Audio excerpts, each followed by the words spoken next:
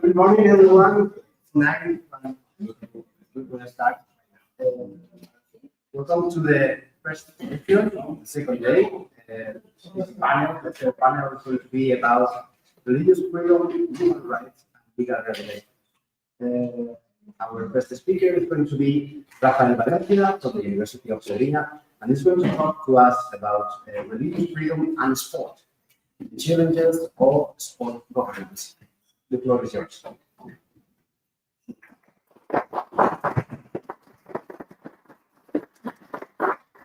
Good morning, everyone. Thanks, Rafael.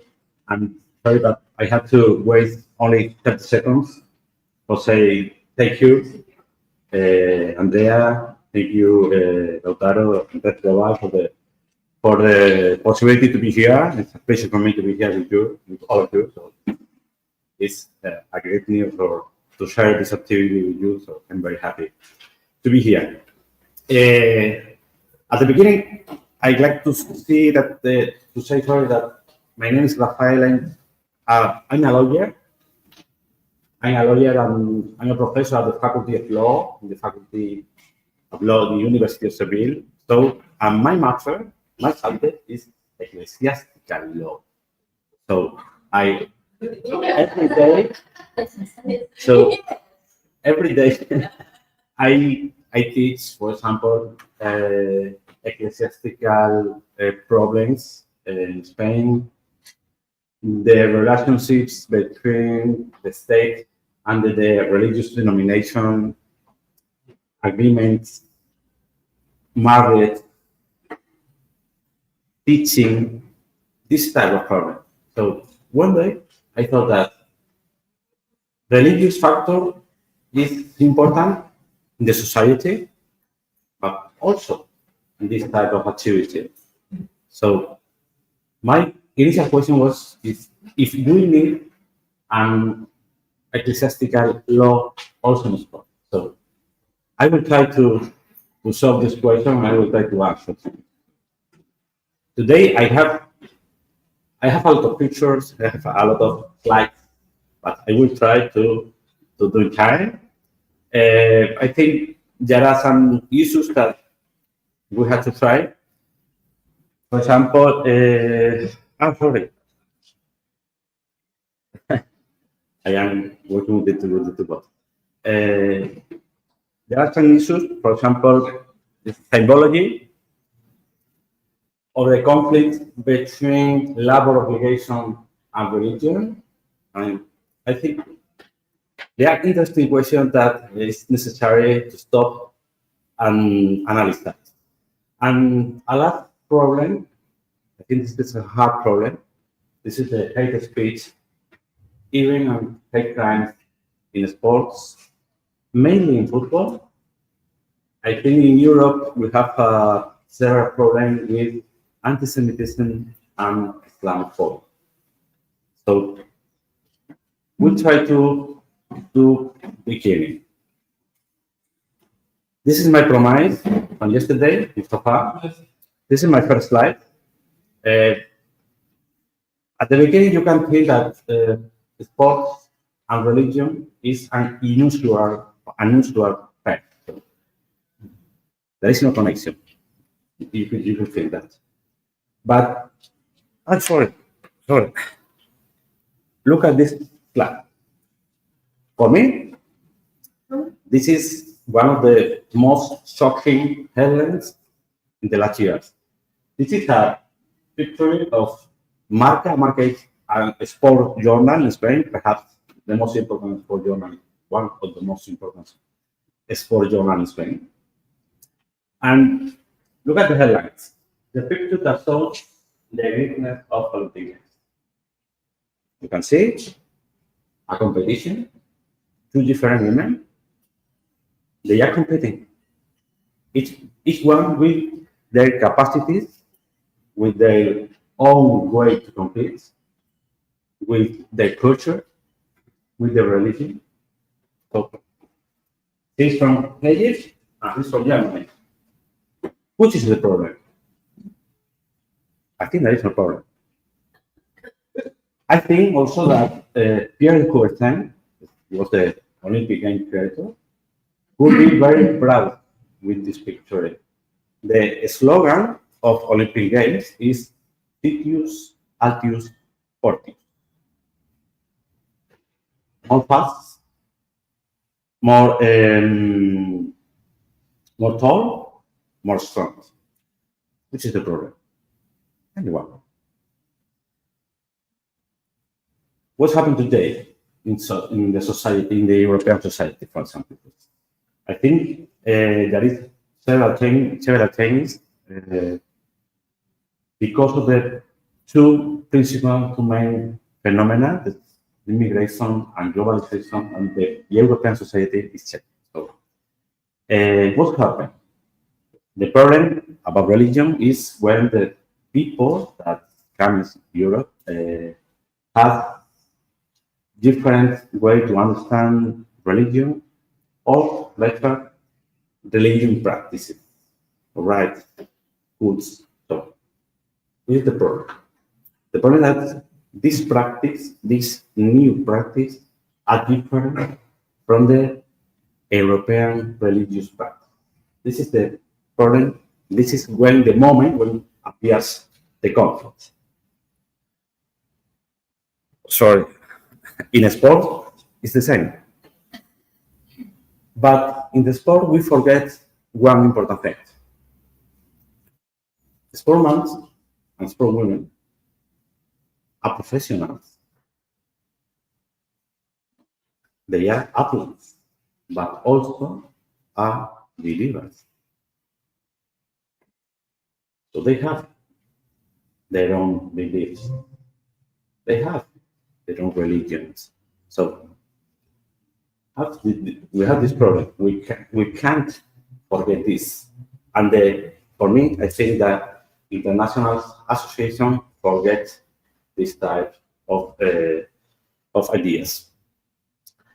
And it's important not to forget that there is a general normative about religious freedom, and religious freedom is a human right,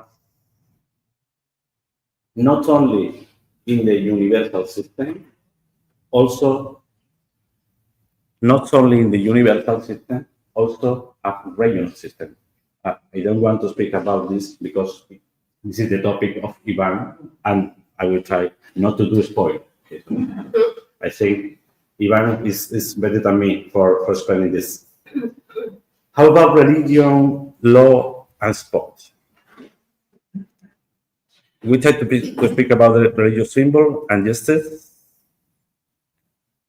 Look at this picture. This is the moment of the check. Ricardo Kaká, player of Milan, Italy, is the Champions League final, and Kaká win the champion, and so this picture. Million people seeing the television, social media, social networks, and Kaká sold this t-shirt. First consequence. What for some is precious and sacred, for others is a product. So, banning this type of symbols is the simplest method for preventing problems in the football. FIFA spokesman Andreas Herr.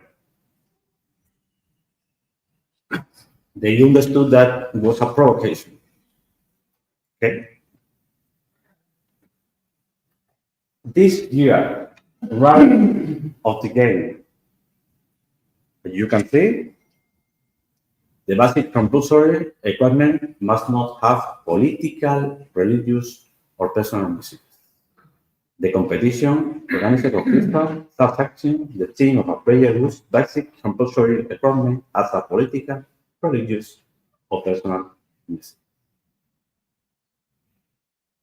So this is the first consequence of the Ricardo Cacazza. If we think in some specific tournaments, for example, in Rio, Olympic Games, it's not possible to show religious symbols in the body. In the body. I imagine that all of you are thinking in the phenomenon tattoo, that is very usual in the sport movement, no?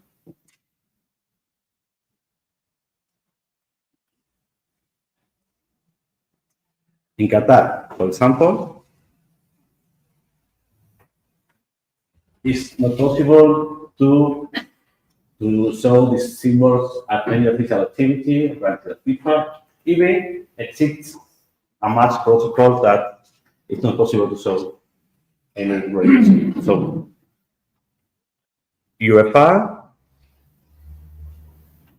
is also forbidden, and it's curious in the rules of Olympic Games. In my opinion, there is a contradiction because this is in the top, this is the principle number 6 of the Olympic Charter, and this is the rule number 15. In the principle number 6, it speaks about not the possibility to have situation of discriminations, but although this, in the rule number 15, we can read that it's not possible to show any religious symbols in a specific location. So, for me, this is, for me, it's a contradiction. In spite of this type of rights, what is happening today? What's happening nowadays? For example, you can say David Alaba, Real Madrid player, with Bayern Munich or with Real Madrid, 2000, 2002, even in 2024, Real Madrid won Champions League, and so also the picture. Sergio Ramos, James, Ricardo Lavechi. Sorry, Guillermo, I forgot the Mexican player, Alberto García. but I have one picture. Sorry. Another problem. What happened with the Alberta? This is Frederic from Mali when he played in Sevilla. Look at the shirts. The algorithm is 888.com. It's a betting house. But in the Islam, it's not possible to do publicity. The betting house, even usually house. This is a picture in the Newcastle in the Premier League.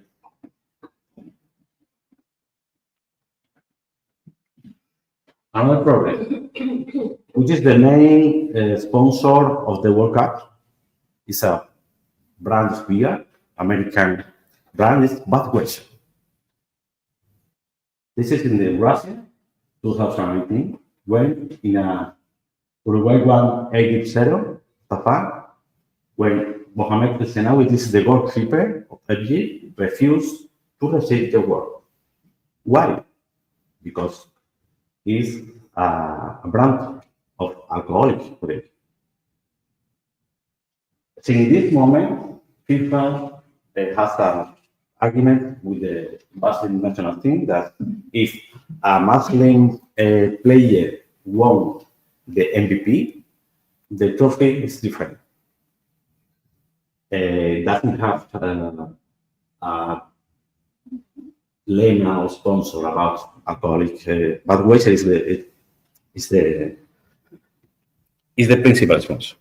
How about religious dress?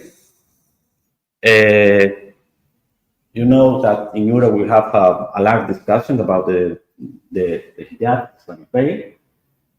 My idea is not to talk about this, but this time of discussion is getting to the sports. Even in sport, we can see some different possibilities when it's valid, when it's compulsory, when it's allowed with. For example, 2014, the Asian Games, back to the religion, national team of Qatar was disqualified because of the symbol, the saying with the Iron national team in football. But I think I can go a bit faster. In Olympic Games, nowadays, things are changing. So this is from London, from Beijing.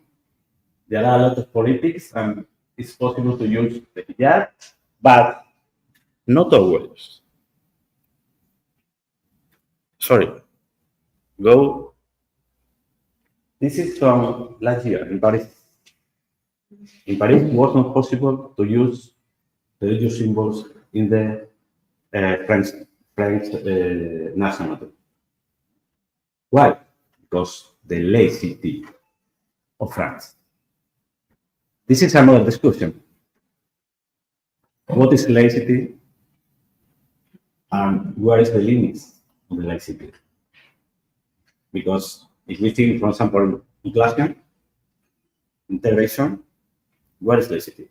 So this is my opinion. So we can talk about this. But this is the problem.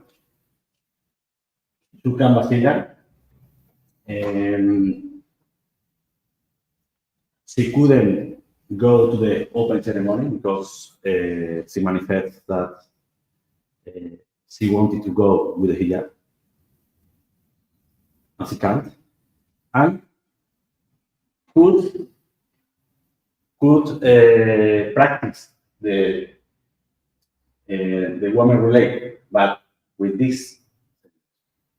Sorry, but this is not a hijab. This is not a Islamic symbol. It's a cap. But for me, this is not the best solution for me. But fortunately, in some sports, things are changing. For example, we have temporary solutions in FIFA football. We want only professional players. Thanks to this, for example, 2 years ago, it was possible to use the hijab in the World Cup, women. So, but we have a lot of problems. Is it only female players? What happened, for example, with six? No. 2 years later, it was possible have no change the route, and now it's possible that six can use the religious symbol. Also in basket, it's allowed. So I think, fortunately, we are changing some things. I think I will try to go fast. Problems with, I don't know, which is my time. 10 minutes more. 10 minutes? Okay, perfect. Which is the problem with the conflicts in sport between labor obligations and religious obligations? The most typical is the weekly rest and the festivities. This is Rango, it's a Muslim player in Premier League. is doing the iftar in Ramadan. So in some leagues, it's possible to stop after the beginning of the matches for stopping, for drink, for pray, soup, to do the iftar. So there is a small debate, a small discussion, but this is possible in some leagues like England, the Premier League, in Belgium, in Germany, not in France, as you can imagine, not in France. Also, in Spain, last year, we stopped. Ramadan is one of the problems. I don't know if it's a problem, but the discussion is when players shows that they are in the best physical integrity, or the performance so is not the best, no. But the question is, for example, for training time, is it necessary to change training time? In Spain, national team last year we changed the training time. Why? Because we have a Lamine Yamal. Lamine Yamal, 18 years old, is for sure the best player in Spanish national team, and he's Spanish, but he's Muslim, and he do the Ramadan. So it was necessary to adapt the national team training time for Lamine Yamal. What they're saying in Russia 2018 with the World Cup with the highest number of Muslim national teams, 6 national teams. We can see Mohamed Salah from Egypt. And it's also a problem when matches time, for example, in another festivities, Jewish festivities, for example, Yom Kippur, or Sabbath, will rest Sabbath. This is Jaime de Vigo, is from Israel. Is playing at Celta de Vigo in Spain. 1996, 1997 was the best time that in Spain we changed time from the match for a religious tradition. Sorry, for a religious tradition non-Catholic. First time, 1992, 1996, 1997. Another problem, the batchings in the NBA, and another problem in the Premier League with the armband.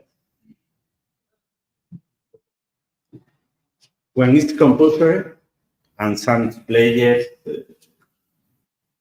do not use this type of symbol. So can I refuse the symbols that is necessary to use for playing? This is the discussion. This is Josep Chipo. This is in Portugal, 1996. He's from Morocco. He did Ramadan, and the coach, Fernando Santos, asked, what happened with you? You are tired, your performance is the best. Sorry, mister, I am doing the Ramadan. What Oporto did? What did Oporto? They changed the training time, they changed the meals time, and there was no problem.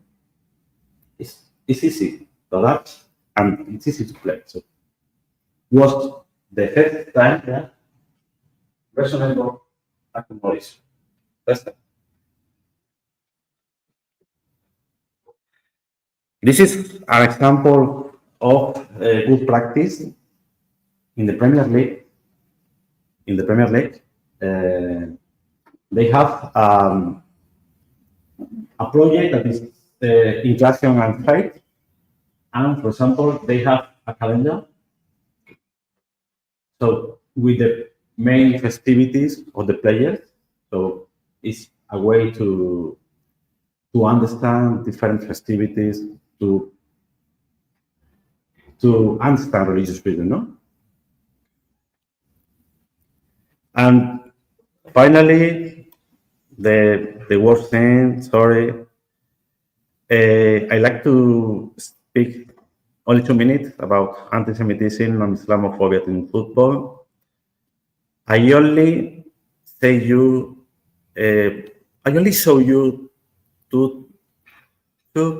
three slides.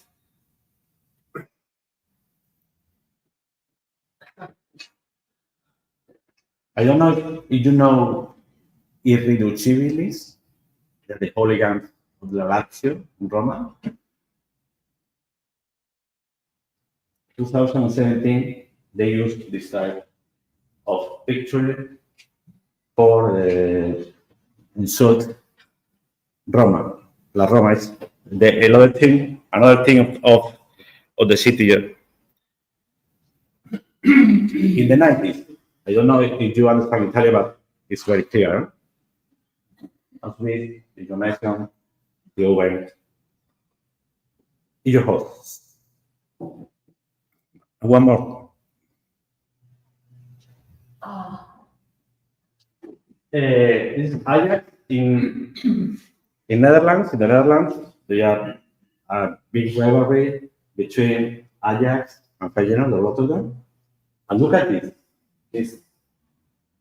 In Dutch, I don't know if Lautaro can speak in Dutch with me. When 020, this piece of Amsterdam, only had one star. The problem is this 3 stars in the third, because Ajax has 30 leagues, 38 divisions. So they use this picture of 2 Lithuanian brothers that was modeled in a camp in Lithuania.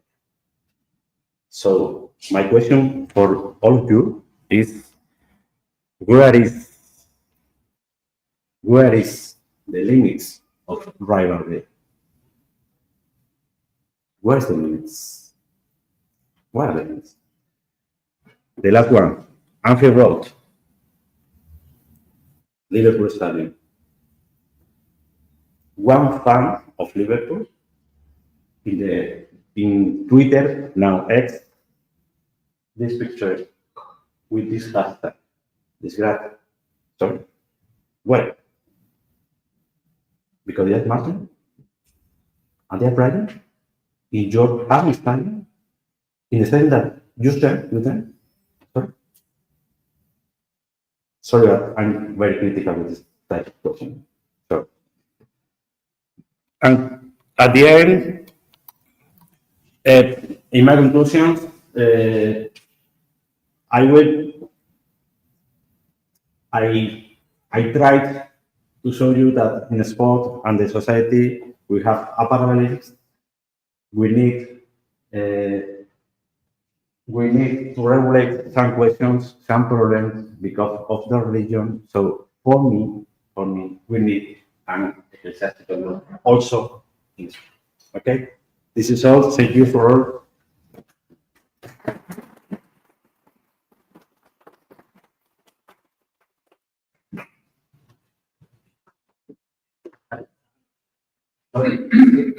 Thank you very much for the. I think I think that in we have 3-4 minutes if anyone has any question. Okay, I thought that it was at the end of the. But now we are. No, okay, perfect. So that's fair. For me, it's okay. For me, it's okay. No, anyone has any question? Go ahead.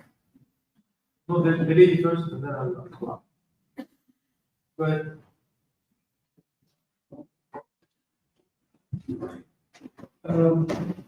Obviously, thank you very much for such an interesting and eye-opener presentation. While you were presenting the content, I couldn't stop but thinking about how hypocritic world we're living in. Sorry? Hypocritic world we're living in. Hypocrisy. Yeah. Double standards. And at the same time, I found great similarities between what you said in terms of sports and religious implication and the corporate world we're living in. The same thing that you said about how they deal with the symbols or acts or events like the or Shabbat. It doesn't have to be a Muslim. It reminds me of the cruelty that is being undergone in the corporate world, or used to be undergoing in the corporate world. Just ask to go and pray. This is a blasphemous request. Yeah. Not only that, when I was trying to do my doctorate in France, there were great skepticism about allowing a Muslim to do a doctorate dissertation in a secular environment. So I had to find myself somebody who can do that. Same thing in sports. And this is exactly at the epicenter of the problem that we are all living in. We live together. In France, they said we're living together. We live to live together. Yeah. And what is the problem? Yeah. That's why in the United States of America, there are movements, and this has been going in the last couple of decades, but augmenting now, where you start hearing and finding terms like workplace spirituality, spiritual leadership concept emerging. Companies have realized that it is time that they embrace the dissimilarities, infuse them in the basic context of their corporate being, and go forward. So what you're just saying is beautiful. Thank you very much for presenting. So thank you very much for your thoughts. Yeah, thank you very much to everyone. I think that after that we'll have some moments later because we are short of time. Sorry, Ari. So thank you very much.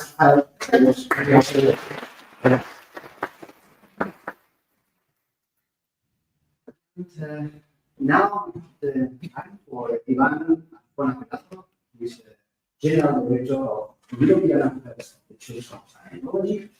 He's going to talk to us about the time to practice what we wish, religious freedom across Brussels, Strasbourg, and Geneva. IVÁN, if you're ready to have your presentation. Thank you very much.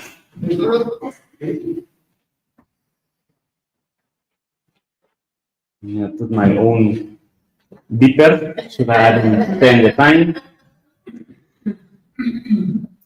Anyway, thank you very much to all of you for being here that early. Thank you especially to Dr. Lautaro, Dr. Andrea, Universidad de Coimbra.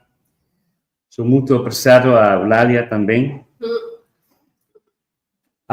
It is really an honor to speak here in Coimbra. That's my first time in this Europe's historic center of knowledge, where identities have been questioned, identities have been reshaped, but they have also been enriched for centuries. The organizers in the program of this remarkable conference, you have framed our inquiry through concepts of critical distance, reflexive identity, and dialogical knowledge construction, precisely the intellectual tools needed to examine the European struggle with religious freedom from Strasbourg to Brussels and from Luxembourg to Geneva.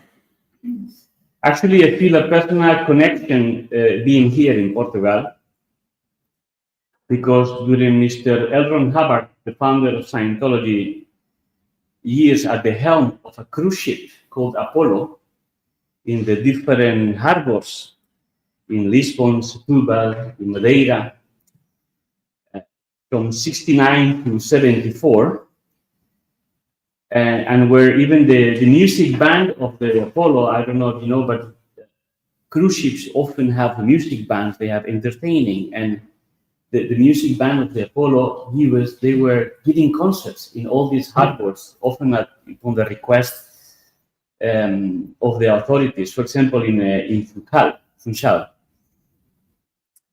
In fact, Portugal was the first European country with a religious entity registry that recognized Scientology as a religious organization back in 1988.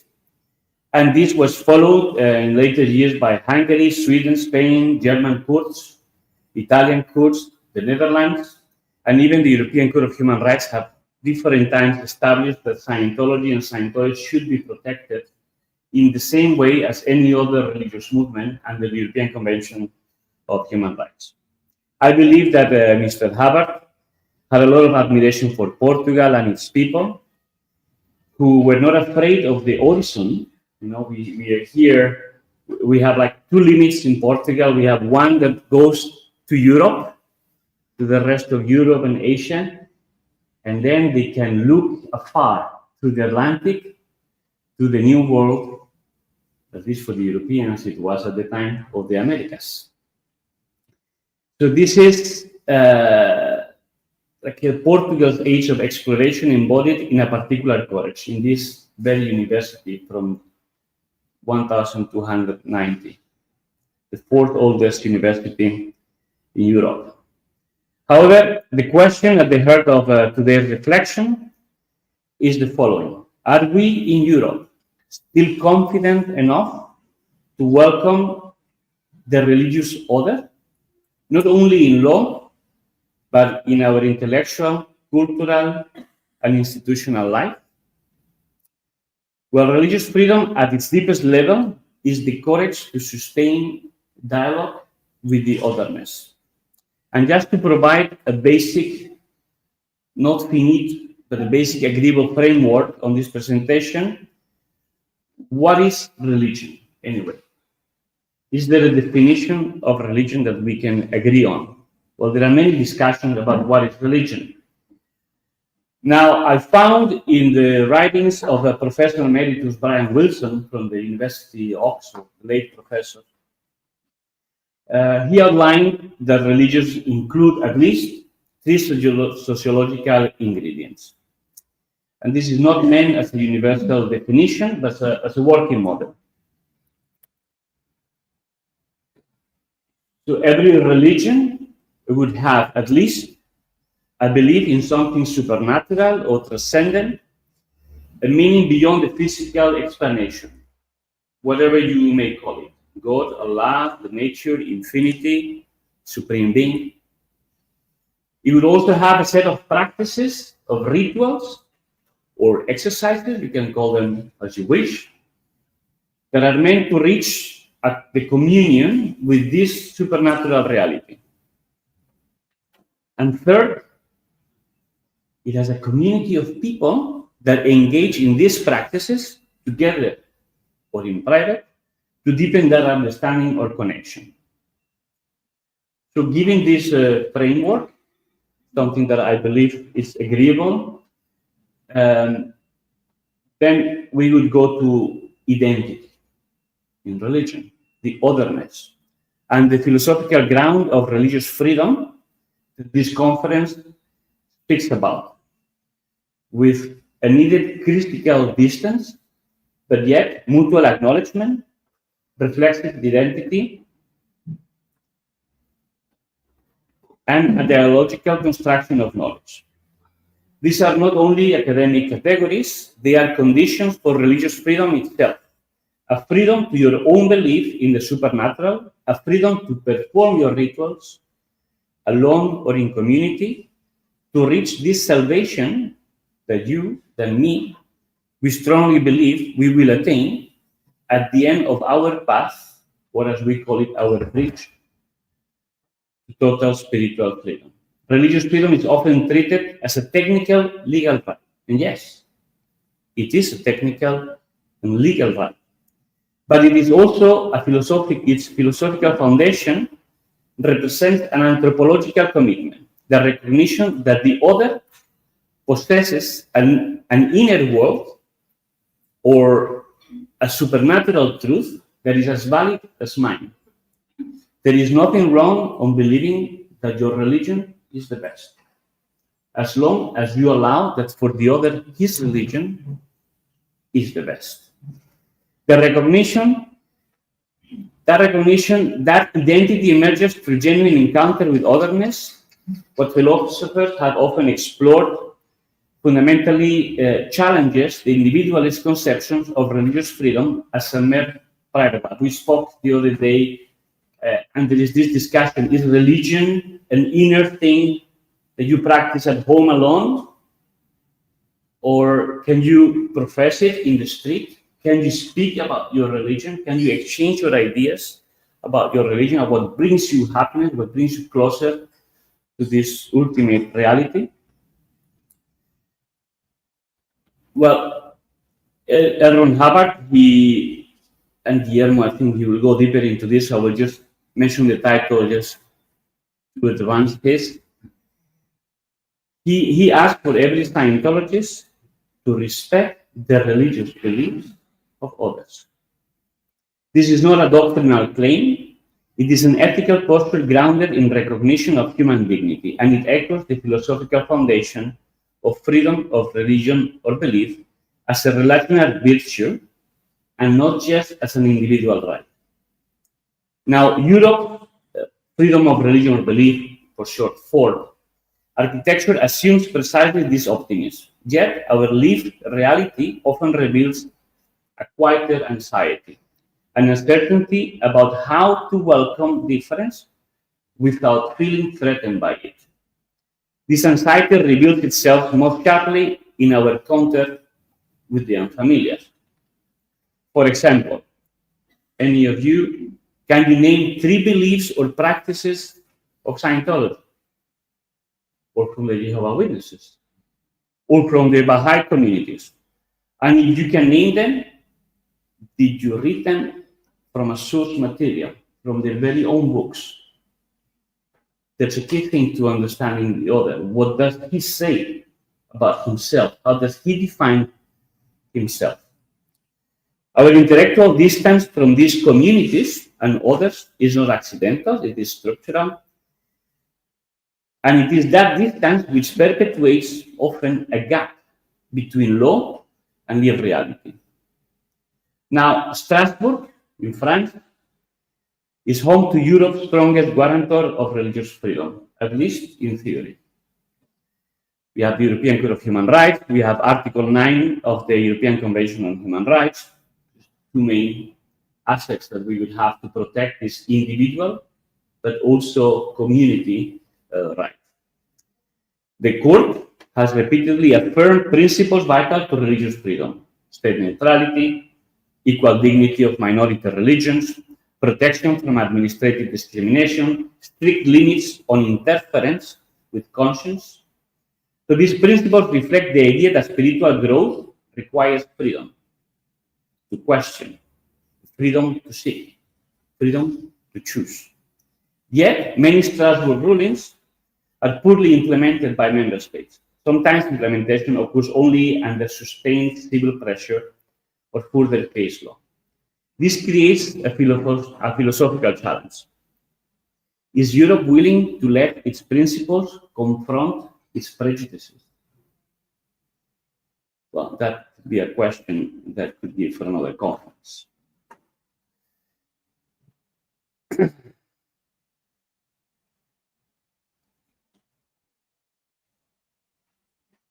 So European institutions often struggle to recognize new religious movements. not because of documented harm that they have caused, but because these movements do not resemble familiar religious patterns. This does not need to be framed defensively. Rather, it reflects a long-standing cultural template that remains predominantly shaped by historical categories of what proper religion looks like. And here the pattern becomes clear. Its unfamiliarity creates hesitation and then creates administrative obstruction when not discrimination, straight, or even persecution. So how a society treats its least understood religious communities does not reveal the character of this religion. It defines how mature is this society, how certain is this society of its own beliefs or its own values that becomes afraid of meeting the other, because maybe he could be forced to change, or he could be suggested to change, or maybe he could be, seduced to change. What's the problem on changing? Isn't that part of freedom of religion, of belief? This right protects the right to have a religion, to not have a religion, to express your religion, change your religion, or to even combine your religion. Why can a person not have a specific faith and use the knowledge he finds in other religious doctrines to further improve his life, to further improve the understanding of his own religion? So from the Europe of human rights, we move now to the what I call the commercial Europe. Commercial Europe, European Union. It started by the agreement of gold and steel. Yesterday it was mentioned, I was happily surprised, how preachers went to the Americas. Well, it was because the commercials, they went there and they brought them. Or they would have not gone on their own, most probably. So, commercial and religion, life, living, the striving to survive in life, physically speaking, goes connected with the spiritual survival of beings. Now, from Europe of human rights, we move to commercial Europe, where the European Union, which has every living entity, and sorry for the metaphor that I'm gonna try to give you. I hope it is clear enough.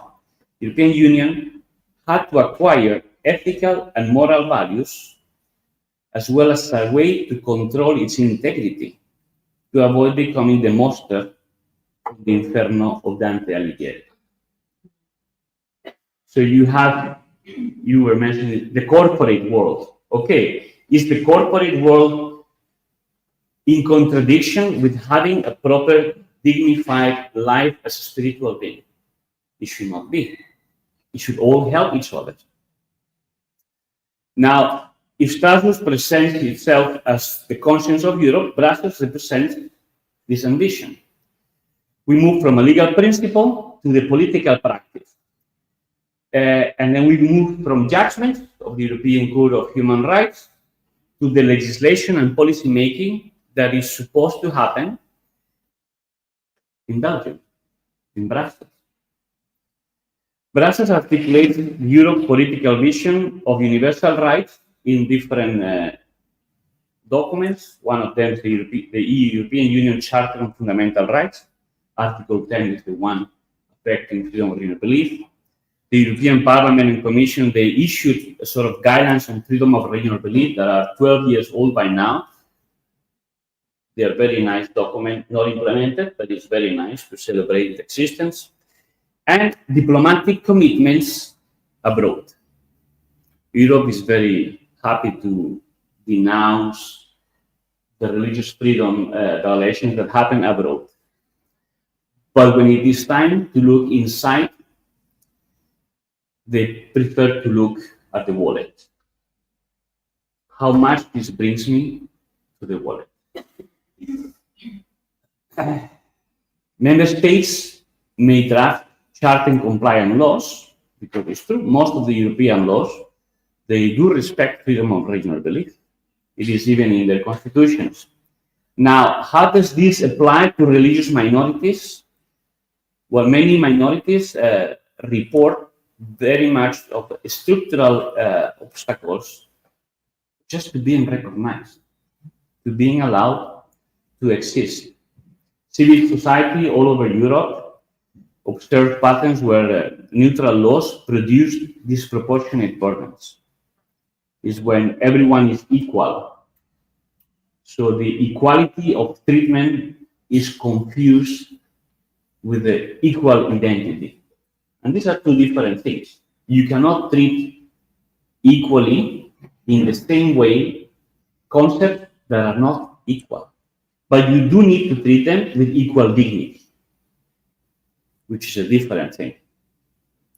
Now, to better understand these dynamics, I want to introduce an idea from L. Ron Hubbard called the ARC, Affinity, Reality, and Communication. And I want to use this as a model on studying or gaining a better togetherness with something else.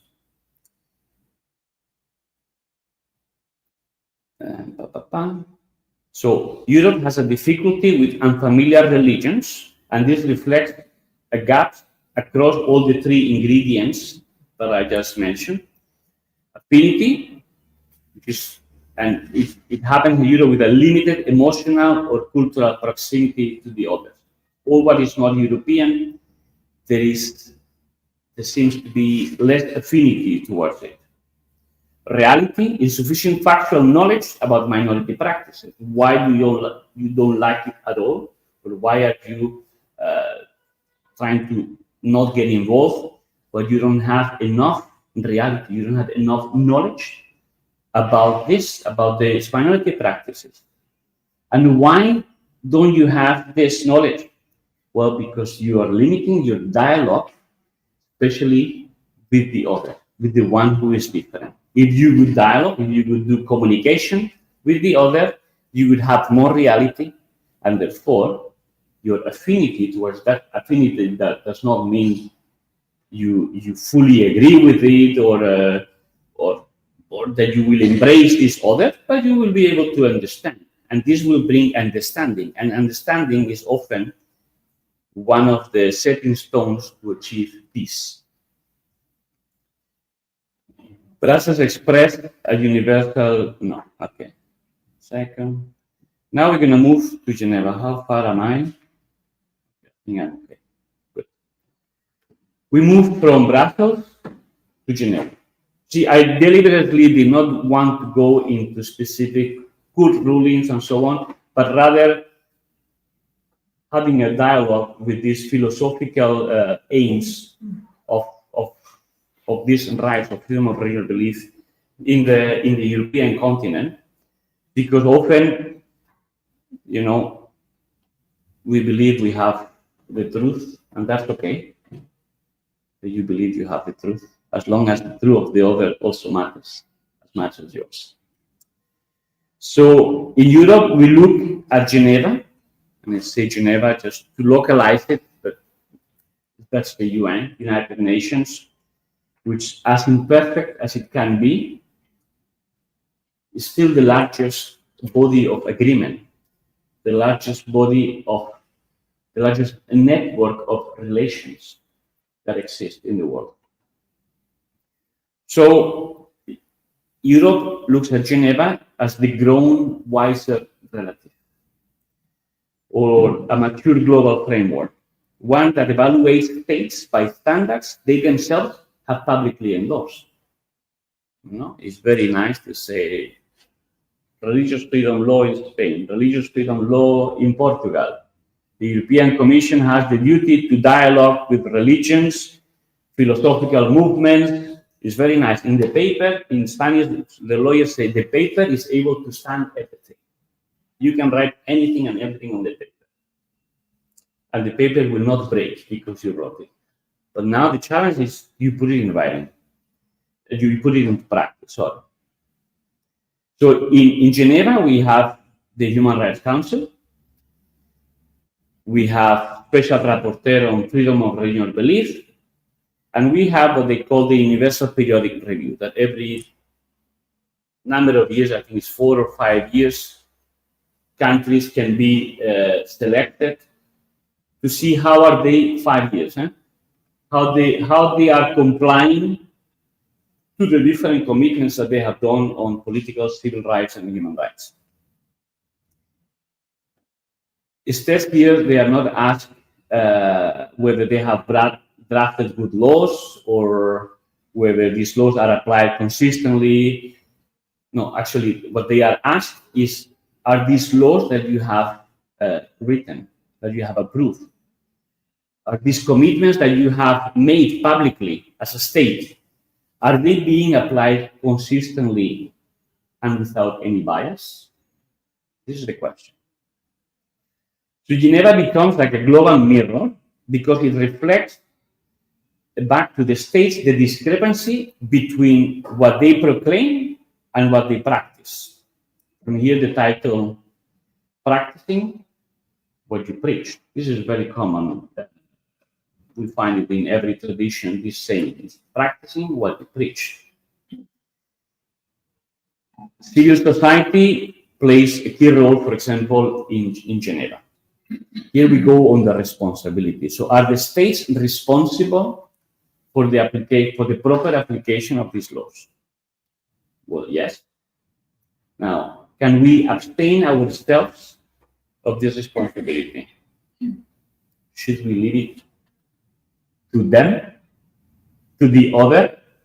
You know, not in religion, we speak in society, the other tends to be the politician. And then, so when you are on the ground, you tend to believe that you know more what this politician should do, should decide. He did this wrong, he did this right. And we are in our right to criticize, to have our opinion. But recently I was at the University of Oxford, actually last week, in a meeting in a Center of Human Rights, Bonavero, and I saw a quote on one of the walls by Eleanor Roosevelt, and it struck me, and it was like, how right and how simple this can be said. It is better, and here I quote, it is better to light a candle than to curse the darkness. Darkness is there, good. You can say how bad is the darkness. Why don't you light a candle and make some light? I think this is something we are all doing in these settings, to light candles into this darkness, or at least shadows, that we live in Europe and across the world when it refers to freedom of religion or belief.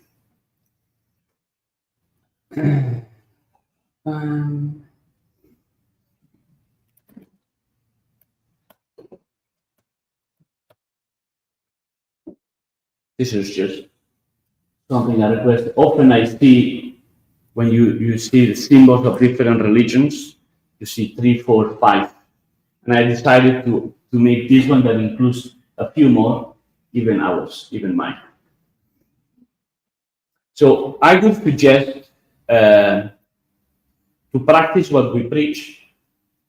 This is an exercise that I have to do for myself. And then I like to introduce to others, politicians, to other religions, to scholars, to practice what we preach. And I think we could avail ourselves of some concrete steps. Sorry, I did not put it on the slide. I missed it, but I will try to explain it easily.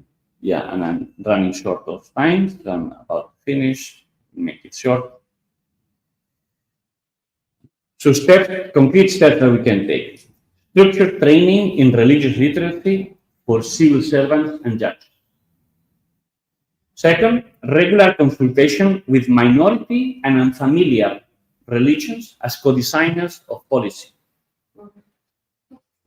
Third, judicial review mechanisms to detect disproportionate burdens that are often put on religious minorities. We have to realize that often when religious minorities are attacked, are persecuted, most of them, they don't have the means to survive or protect their very own existence, while the Universal Declaration of Human Rights actually protects their existence, protects their right to exist. Fourth, academic institutional collaboration, including universities like Coimbra, to study processes of religious encounter, which is what CAICID is doing, with ReD Global is doing, and with quite a number of other settings or consortiums are trying to do. And I think we have to locate them, to network them, each one with their own specialties, and we have to find ways to promote them. It is good that we meet here. Next step is, how do we make what we discuss here being discussed in society, being discussed in high schools, in schools, in television. This sequence that I just said reflects necessary flow: knowledge, consultation, review, and education. If people know what are the rights, it is easier for them, first, to defend their own rights, second, to not violate the right of others, and third, to protect another whose right is being violated. Education. If you go and do a survey now in any of the squares, maybe in Coimbra no, because you have many universitarians that they know, but if you go around the streets and you ask people how many articles has the Universal Declaration of Human Rights, most of them they won't be able to tell you. And if they tell you, ask them to give you 5 of the 30. So my conclusion, returning to the horizons of freedom, the horizons of conscience. We are shaped by horizons, by experience, the good ones and the not so good ones. We are shaped by the understanding that identity expands and fortifies through encounter, and that courage is found not in walls, but in openness to the other. Perhaps the time has come for Europe to fully practice what is confidently preaching. This conference is precisely the kind of space where such courage can be cultivated, where scholars, practitioners, diplomats, and communities may build the cultural literacy that law alone cannot provide. The age of exploration opened physical horizons. Today, Europe is called to open horizons of thought, horizons of conscience, of transcendence, of pluralism, to extend dignity not only in principle, but in practice, and to meet the religious others with confidence, with curiosity, and with respect. Only then will religious freedom truly become what it was always meant to be. Not only a legal guarantee, but a shared commitment, a commitment to understand, a commitment to coexistence, a commitment to peace. Thank you very much.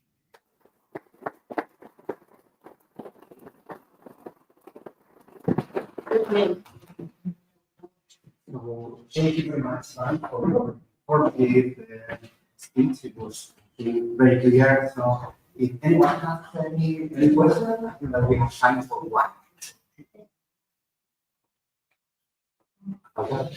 Yeah, thank you very much, Manu, for this insider perspective for what's going on in Europe. I was very surprised to hear about that. So thank you for that. First, a remark. I like very much because, you know, as the advances and just began, now we're probably developing the perspectives. It's very nice because, you know, this is the kind of meeting we were wishing to have with all different perspectives, all different views, insider, observers view, etc. So I would like to know a bit more, maybe if you could give a couple of examples of your insider's perspective, because you know you're in Brussels, you're daily busy with this, well, you face daily these problems, and mention a couple of examples of this reluctance to accept or get this really real diversity we're talking about, even though they preach, you know, this is the case. So I was very surprised with Thank you, Libertad. Yeah. So, for example, one of the what is missing is practicing what we preach. There is this agreement. Won't go technically on the names of it, but there is an agreement between the EU and Pakistan, for example. Right? It's a commercial agreement, taxes agreement, import export. So Europe, to keep granting these benefits that is granting for import of Pakistani products and services, is meant to demand from Pakistan to apply specific rights in their population. Because we don't have to forget in Pakistan, for example, I mean, I'm mentioning Pakistan, but there are many others places. This is not a shaming on Pakistan, whatever. It's a factual thing. There are people, for example, from the Ahmadiyya religion, which is, at least they define themselves as a Muslim derivative religion. They often get burned and thrown from a sixth floor down, you know, or their graves are desecrated. I don't know how you say this. Desecrated, you know, and things like this. Yet Europe has a special envoy on freedom of religion or belief for outside. But when he goes, the time that he went to Pakistan, he did nothing. He does not even bring it up to the government. This is one thing. And the agreement continues.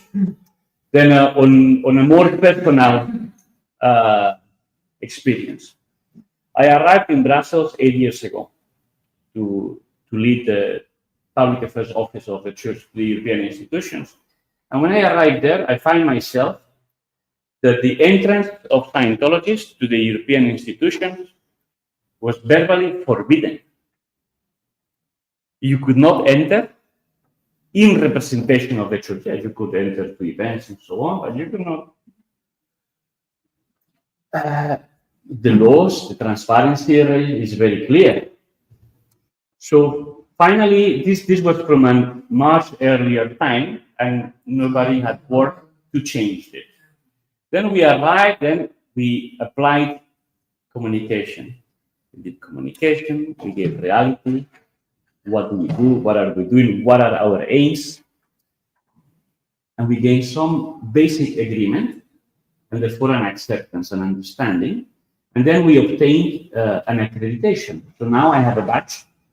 There's IVÁN ARJONA, Scientology Europe, and I can go in and out of the European institution as I want. And then my father is a locksmith, so he opens doors. They say my job is to go and open doors at the European institution. Not only for Scientology, but for any other religion. We've been defending Christians, Muslims, Baha'is, Sikhs, even humanists. But for example, there is one thing that we still haven't changed, and this plays how the education or the bias of one individual plays in the right place can make a difference for good or for bad. This is a person, a functionaire, French, in the European Commission, who is in charge of coordinating the dialogue between religious and philosophical communities and the European Commission. Well, in 8 years, this person has not been able, because his ability has not allowed him to do so, to find a moment in his agenda to meet the representatives of the Church of Scientology. Okay? Yeah. But what he doesn't know is that we are friends with so many people. And then he receives a Hindu representative for the first time. Me in Europe, I'm representing Scientology communities from over 40 countries. Okay, more than 150 churches and missions. So I represent the interest of a few. This friend of mine represents a community of 10. He applied to be received, and he is received by this very person. And the first comment he does is, you know, I receive who I want, because there are no rules of who I should receive or not, and there are no punishments. So civil servants in the European arena, with all what we know of fundamental rights and so on, they don't have mechanism to ensure the civil servants apply fully the law. So now what we have started, and this is going well, I filed a request of freedom of information to access to documents. And he's totally refusing for it. He's like really strongly refusing to provide some internal documents that he's obliged to provide. And so I informed the European Ombudsman, provided all the documentation, and last week the European Ombudsman had given the Commission the deadline of 4th December to provide all the documents that we are requesting. And when this happens, we don't know if the Commission will do it or not, or we will have to bring them to court. If we have to bring them to court, we will do that, and we will win. Okay? This will be a benefit for everyone, because these documents is not about how the Scientology or not, is how is the Commission selecting who do they receive and who do they don't. So this is a way of setting, of putting ethics, of making justice that will happen sooner or later. And I know, we are only 70 years old. In our religion is only 70 years old, but we are doing our best with the effort of our ecclesiastical management and in using our doctrines, our teachings that are as spiritual as practical to try to help improve lives of everyone, of ourselves and everyone around us. Thank you very much, Ivan. It was really interesting. So it's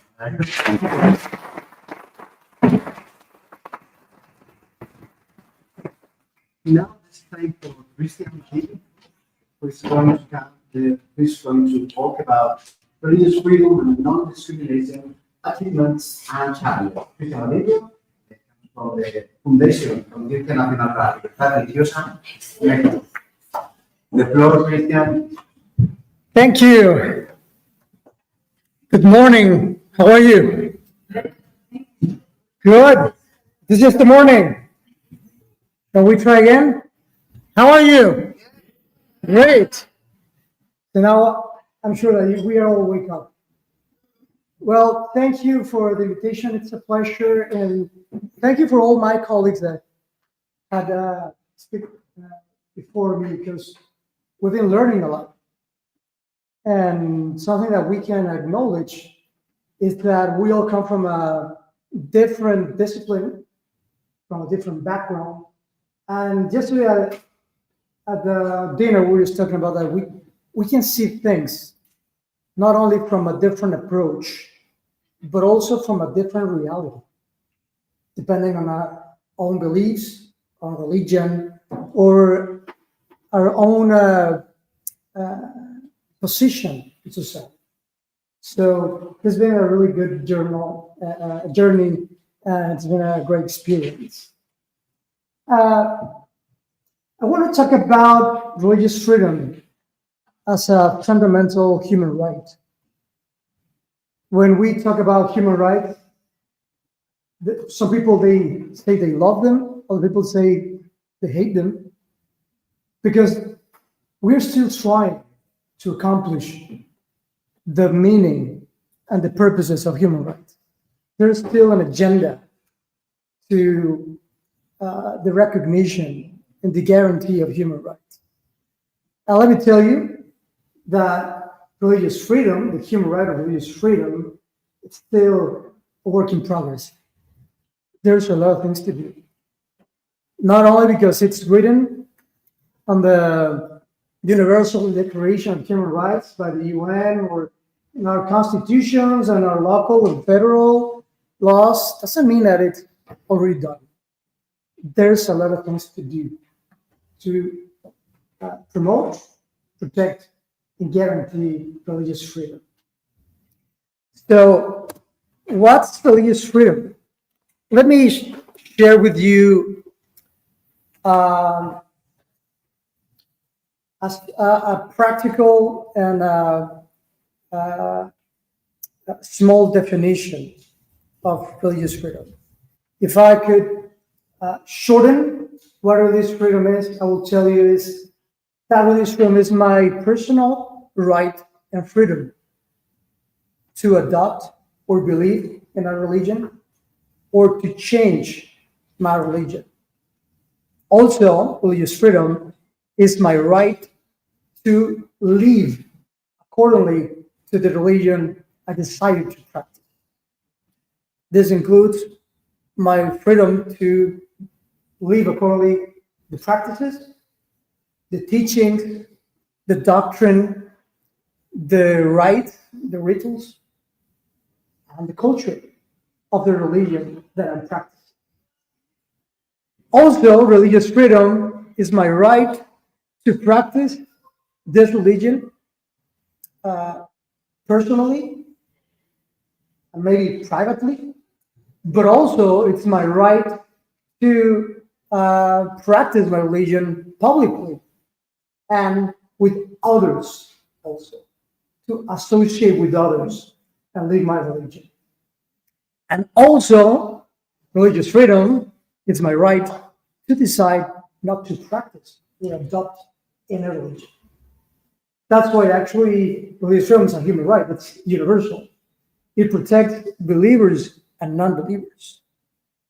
Hey, Christian, this is the short version of the definition of religious freedom. Yeah, this is the shortest one. I can't shorten it anymore. These 4 principles of religious freedom are important. First, of course, my right to believe. But the second part, it's very important. My right to live accordingly to the religion I decided to practice. Actually, the biggest challenges of religious freedom are in this arena. In my freedom to live my religion, to practice my religion. And also, the third important principle I just told you, my right to also practice my religion privately, but also publicly and with other people, and my right to choose whether to believe or not. And as I was telling you, we come from different backgrounds, with from different realities. Let me speak about Mexico. I was tempted to speak about international and other countries, and sometimes we were tempted just to talk about the other. But just let me talk about Mexico, because I think I have this moral right to talk about ourselves and our own reality. A lot of times in meetings like this one, in conferences, even with other people says, you know, Christian, religion, it's outdated. It's not in fashion. It's not de moda. It's something for all people. Something that is in the history. Let me show you some statistics. This one, this is a statistic from a survey in Mexico about the religious phenomena in Mexico, the religious practice in Mexico. And the question is, currently, how often do you attend to religious services, mass, or worship? When I read this question, I thought this was going to be a lot worse. If you see the statistic, the 11% of the people surveyed, they say that they attend to a religious service daily or almost daily. I thought this would be just like 0.5%. 11% of people in Mexico, they attend to a religious service daily or almost daily. I don't even, not myself, I can go to church daily, you know. You know, I'm always in events like this one, so I can't attend my church every day. The second group, the 44% of the population, they answered saying that they attend to a religious service weekly. A third one, 13%, they say attend at least once a month. This is a reality in our context, in my country. If we do the math, okay, help me to do the math. 11% plus 44%, 55%. That means that more than half of the people in this survey, they attend to church at least once. I would like to put this question on the table. How important do you think is religion for these people? Is that an old-fashioned thing? Something from the past? Something not important? I think this is from a great importance. Religion for individuals, it's very important. Myself, I don't know about you, but myself, today, this morning, I woke up because I pour my God. He is the reason. Not only because of what I do here and I talk about religious freedom, but for he's the reason, my God is the reason for the rest of the things I do. The way I treat others, the way I do business with others, the way I raise my family, the way I love my wife. It has everything to do with the way I believe in God. So this is just a statistic that helps you to understand how important is religion for people in my country. Let me show you another statistic. This is an official statistic from a government for our last census. It says that 92% of the population in my country has a religion, practice a religion, or feels connected to one religion. 92%.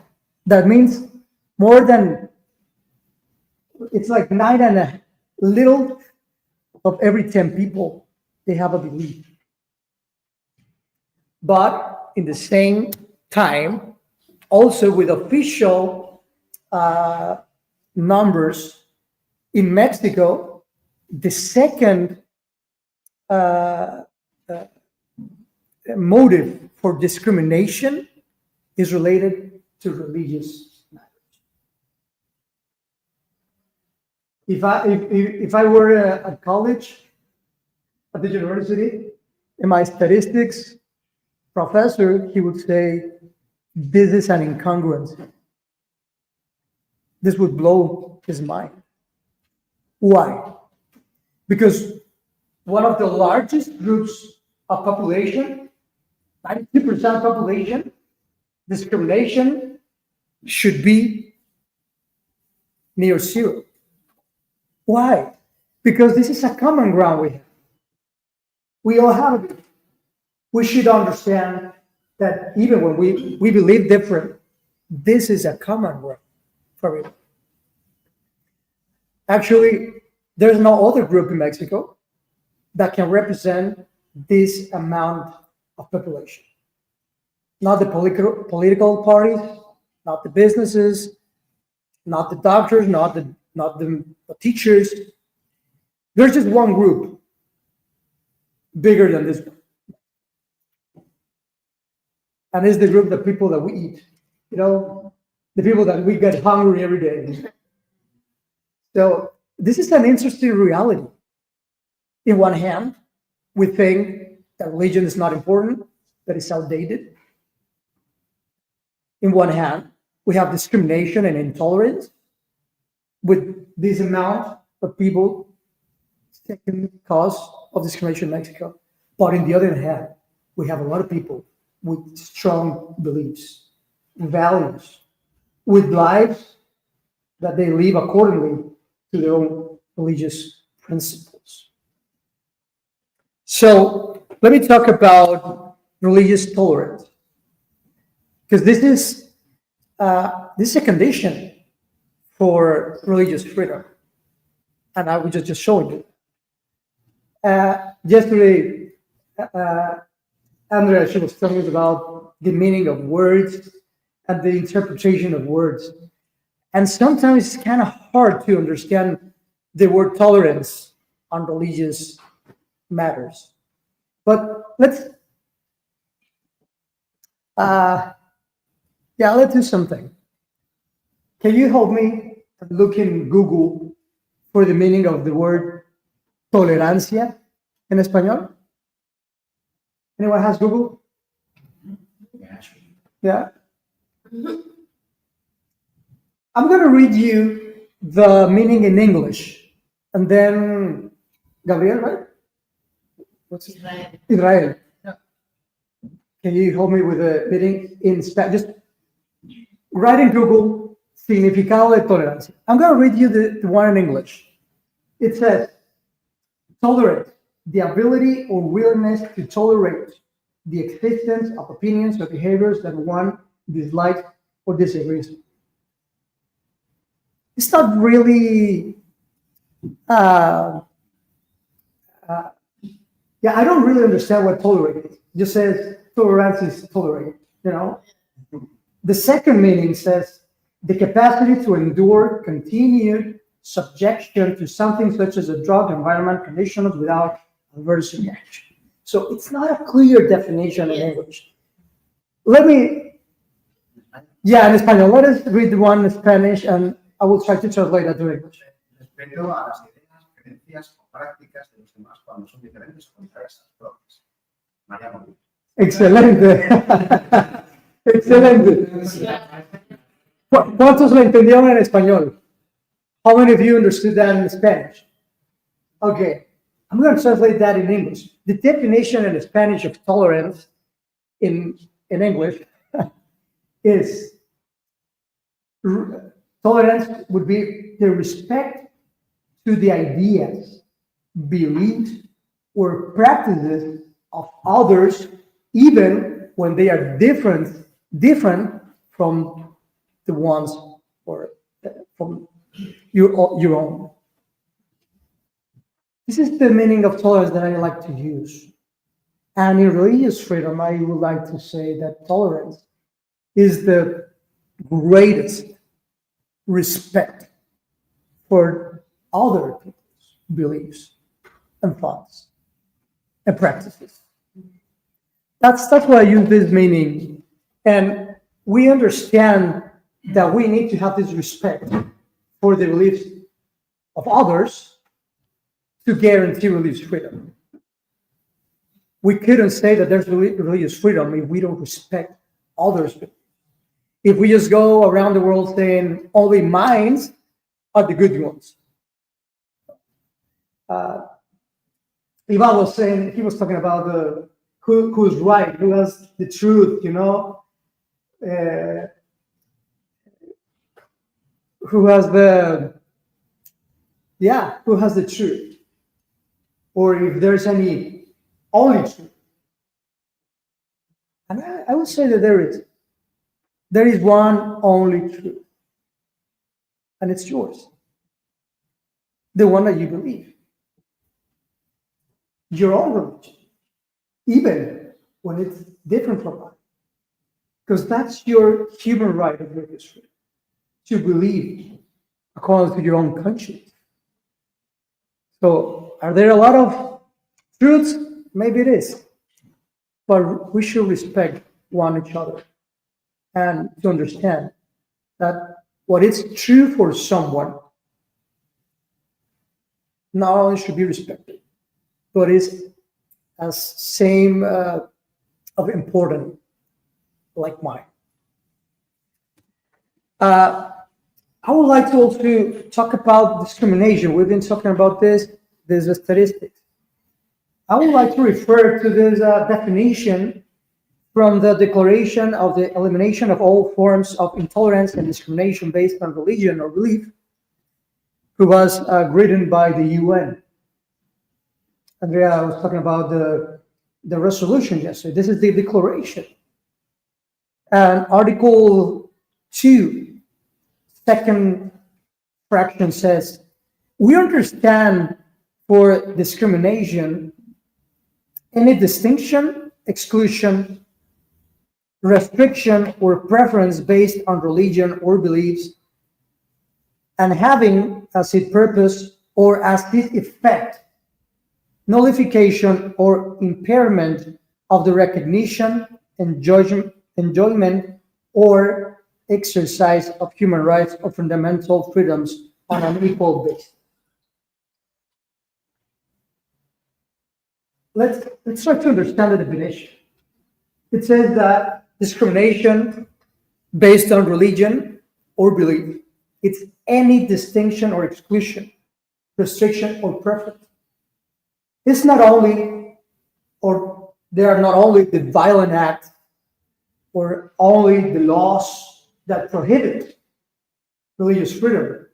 Also, and this is very interesting, also any distinction or preference from one religion to another, from one person to another. Also, I like this part. When its purpose or the effect is this kind of discrimination. So sometimes I've heard people that, oh, that wasn't my intention. I offended you, but that wasn't my purpose. Well, that's no reason to do it to someone else. Even when the purpose is not the nullification or restriction, if the effect goes into one of these ways, it's a way of discrimination. And the last part, I like this part, is it's referring to the recognition of everybody's human dignity, understanding that everyone is equal on rights, equal in respect. Doesn't matter what you believe, what you think, or how you live your religion.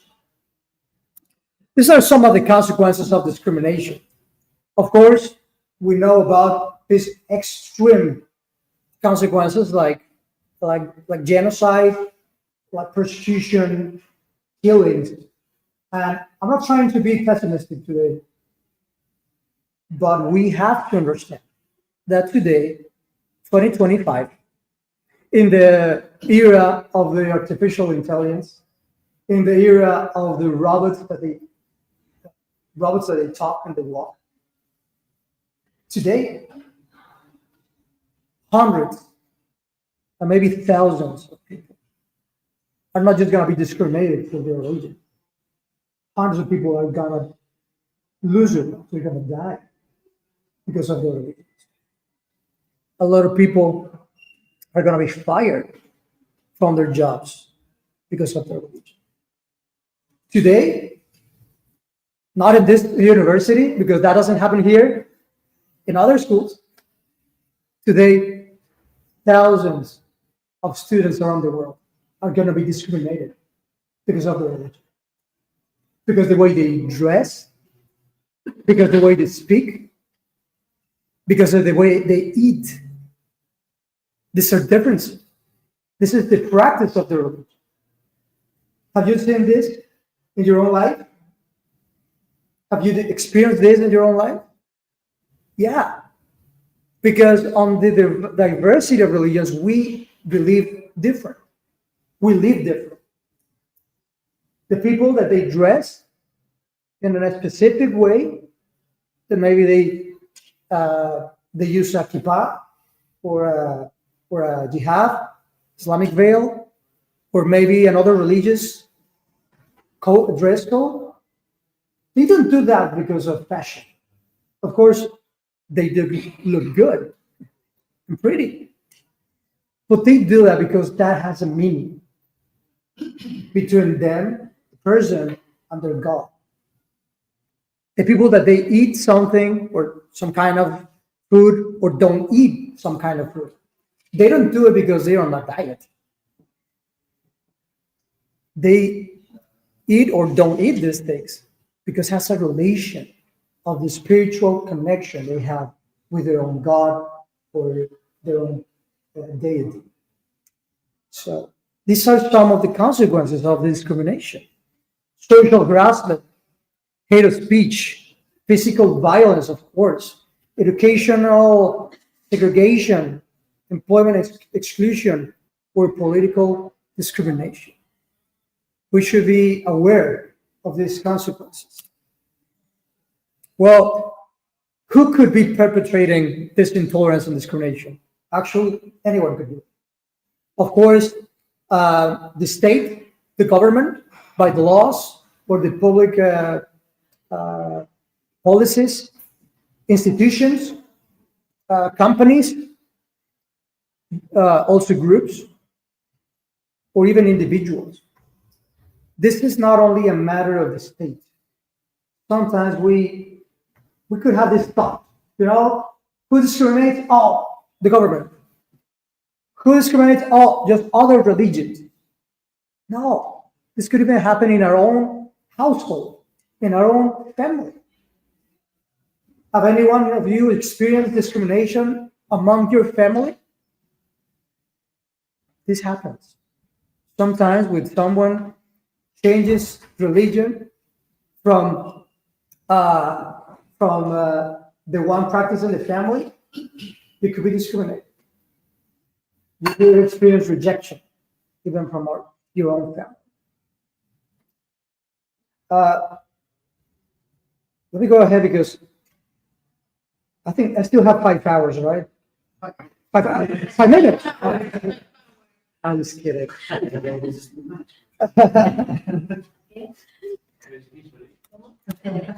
Yeah, it's in my freedom of speech. Let me tell you about this other statistic. Let me continue talking about my own country. I think I have the right to talk about my own country. And I don't want to talk about the country of anyone else. This is a statistic from the International Institute of Religious Freedom. They are an observatory of violent cases on religious freedom. Each row, it's a country of Latin America, and each column, it's a different kind of discrimination or violence. I'm kind of ashamed because Mexico, we have a lot of red numbers. If you see the first one, from 2021 to 2025, there was registered 73 cases of killings for religious intolerance.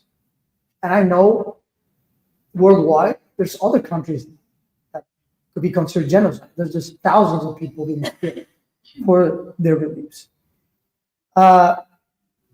218 buildings were damaged. I mean, religious buildings were damaged. Some were burned, some were graffiti or were painted. Look at this, 135 abductions because of religious intolerance. 52 attacks on houses, people's houses. And more than 1,169 people had to leave their homes because their religious beliefs. This is a reality. Of course, as I said before,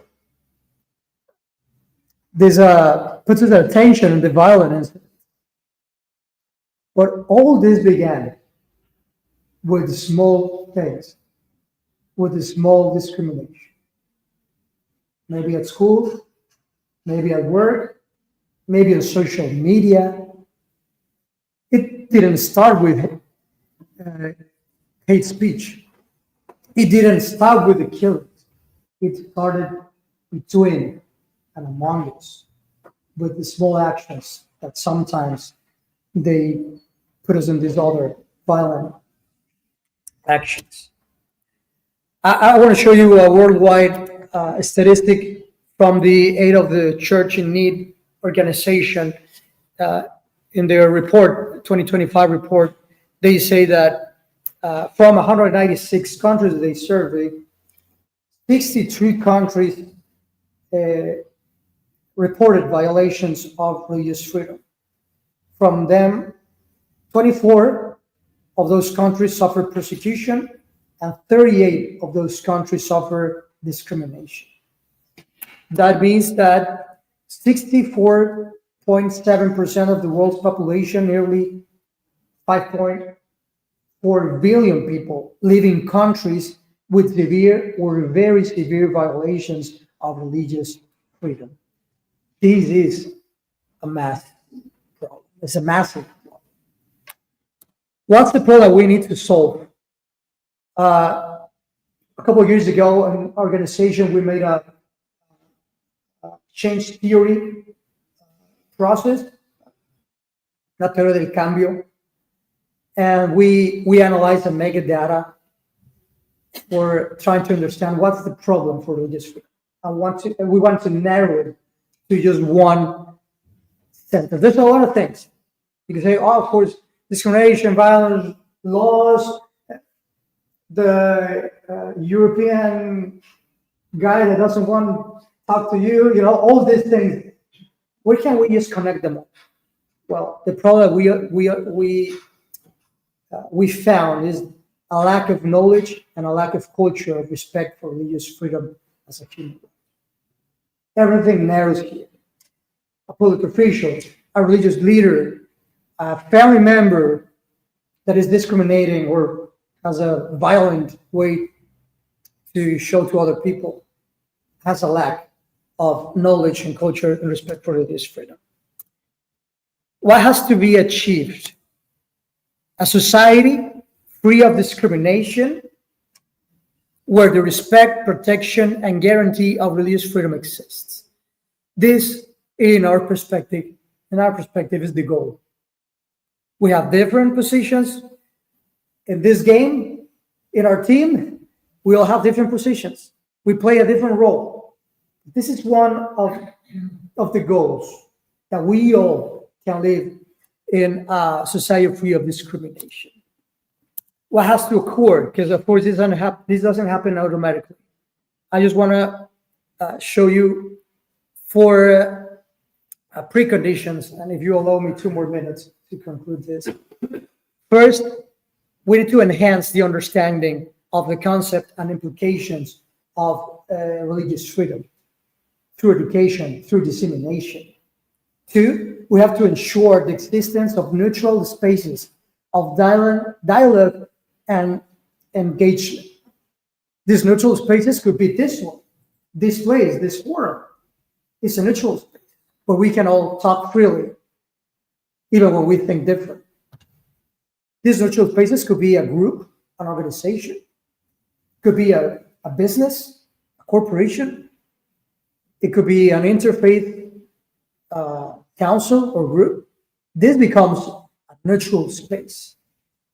3, there must be trust and mutual recognition between religions and the state. Not only the state has to know what religions are among their territory, but also government, they need to recognize what that religion means for society, and vice versa. And also the religions, they need to be recognized as a sector, a relevant stakeholder, a public stakeholder for the society. Let me show you just a little bit what we do. What have we done in our organization? This year, we're marking our 10th anniversary, promoting and protecting religious freedom in Mexico and worldwide. And we've been doing a lot of things in Latin America too. So in the past 10 years, we have reached 210 million impressions in social media through our content. We want to let people, a lot of people, know what religious freedom is and what's going on, good and bad, about religions in the world. We have trained more than 43,000 people on religious freedom, religious tolerance, laicidad y laicismo, secularism, and human rights. We had sponsored and organized more than 250 seminars and conferences about it. And we also have reached more than 250,000 social media followers.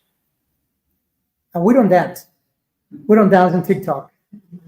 We just try to show and share good and valuable information about religions through social media. We have trained more than 10,000 religious leaders about this. And also we have trained more than 1,700 public officials on how to protect and guarantee religious freedom. I just want to conclude saying that this religious freedom is a matter of a lot of people. We all have to be engaged in this. I have the privilege to spend my life doing this, to spend my life among religious leaders, among good organizations, leaders like you that are doing something for this. And I don't pretend that everyone does this, but I think more people should know about it everywhere, in our communities, our own churches, our own families. And probably people are going to say, oh, you're old-fashioned. Even my friends, my close friends, when I'm at the barbecue with my friends, they don't really understand what I'm doing. They go, stealing again, why do you do this? But there's religious freedom, right? We have churches.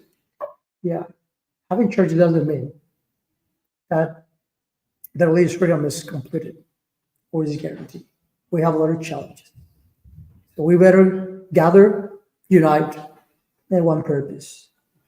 They finish saying religious freedom for all and for everyone.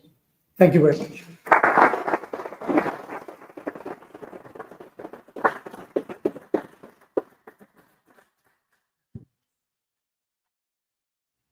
Thank you very much, Christian. It's always nice to hear about freedom.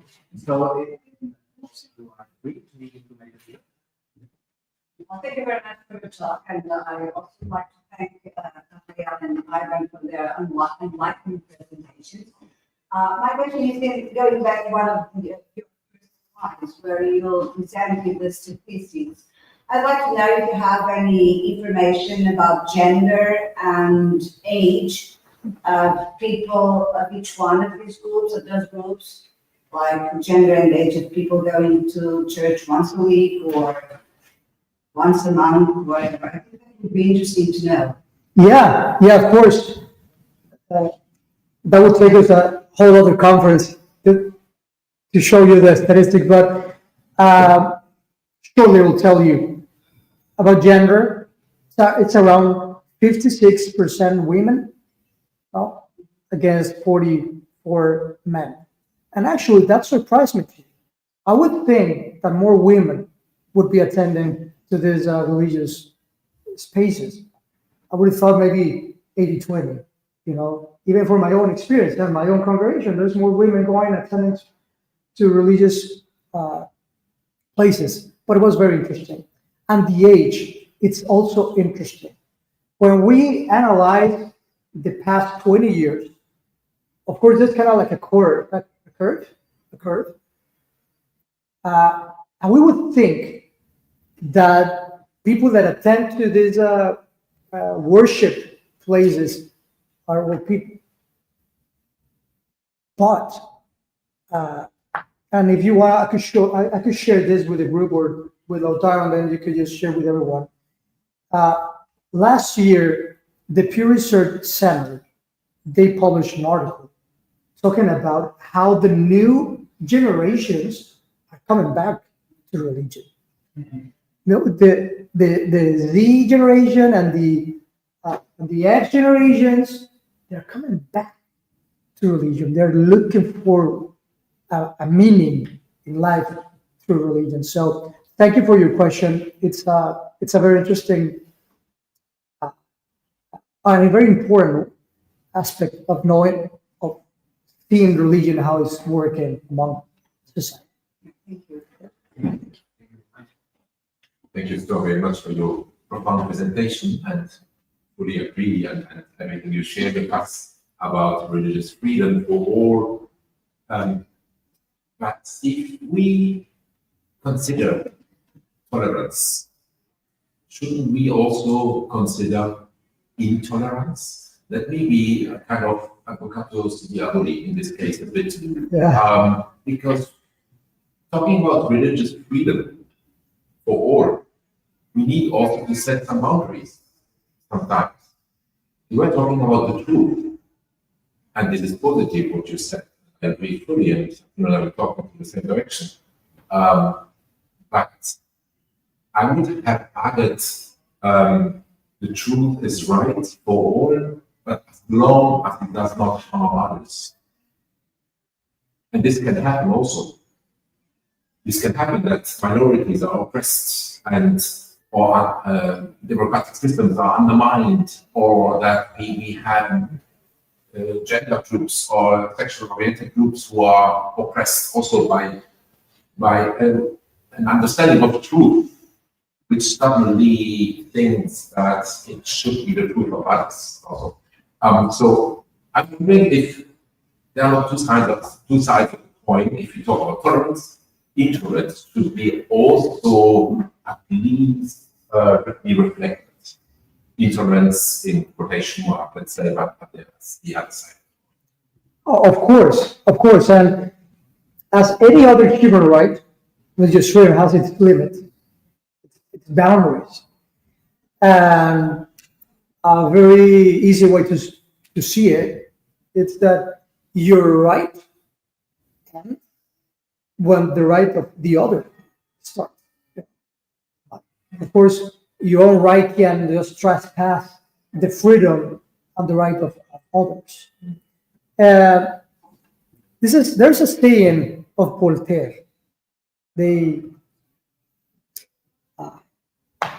said that.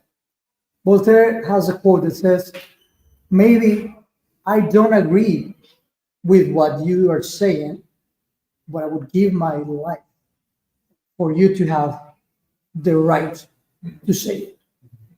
If I could transform that to religious freedom, maybe we could say, maybe I don't believe the same way that you do, but I would give my own life for your right and freedom to believe. So I think that if we could live like this, protecting others' right, we are automatically protecting our own right. But we care about other people. We are caring about ourselves. So I think that would be a good way to try to prevent the intolerance, this limit. And I agree with you. Sometimes it's very easy to put ourselves in the position with the biggest hammer in the room, and talk about religious freedom when you have the biggest hammer. But when you're the minority, it has a different perspective. I started saying it has a different reality. So it doesn't matter where we are, we should put ourselves in the other's shoes to try to protect this. It was also my question because I was wondering what happened with, for example, things like abortion, euthanasia, etc. Yeah. But maybe we are completely out of time. Meeting the coffee and enjoy it. Thank you very much, Christian. Thank you. That's for our conference. Just one thing, I just got the message from Delphine, our colleague Delphine.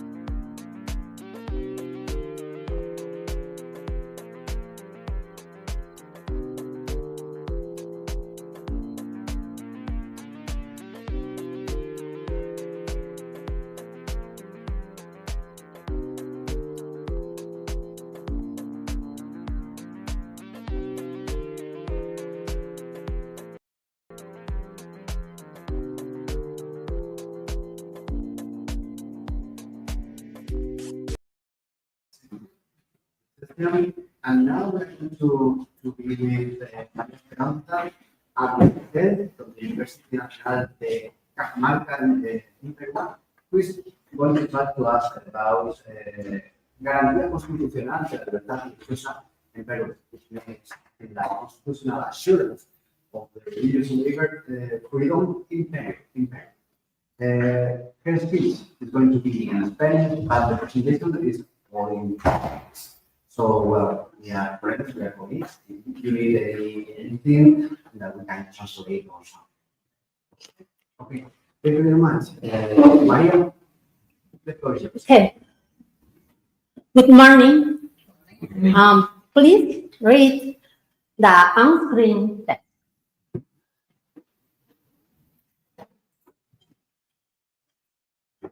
Distinguidos participantes del grupo de reflexión internacional sobre diversidad religiosa y globalización.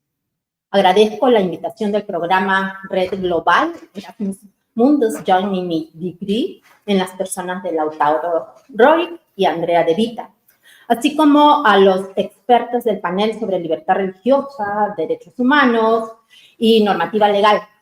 Algunos de ellos, rostros amigos con los que hemos tenido la oportunidad de compartir otros espacios y en otros países. Por ello, resulta muy especial esta oportunidad académica que nos ofrece la ReD Global Erasmus Mundus. Realmente no son algunos, son todos los de este panel con los que hemos tenido la oportunidad de compartir.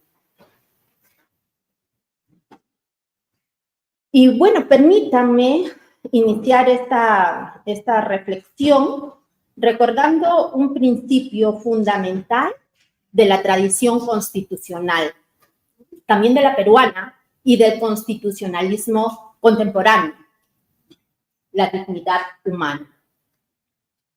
La Constitución Política del Perú, en su artículo 1, dispone que la defensa de la persona humana y el respeto de su dignidad, excuse me, voy terminando y voy avanzando. Yeah, I can stay here. Just let me know where you are. Okay. Voy a avanzar. Fine, stop. Me concentré acá, perdón.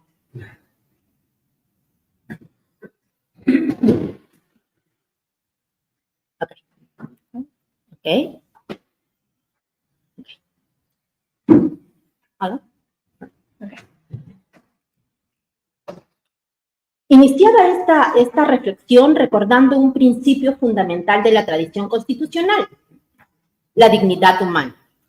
La Constitución Política del Perú, en su artículo 1, dispone que la defensa de la persona humana y el respeto de su dignidad son el fin supremo de la sociedad y del Estado. Esta afirmación no debe ser un simple compromiso estatal,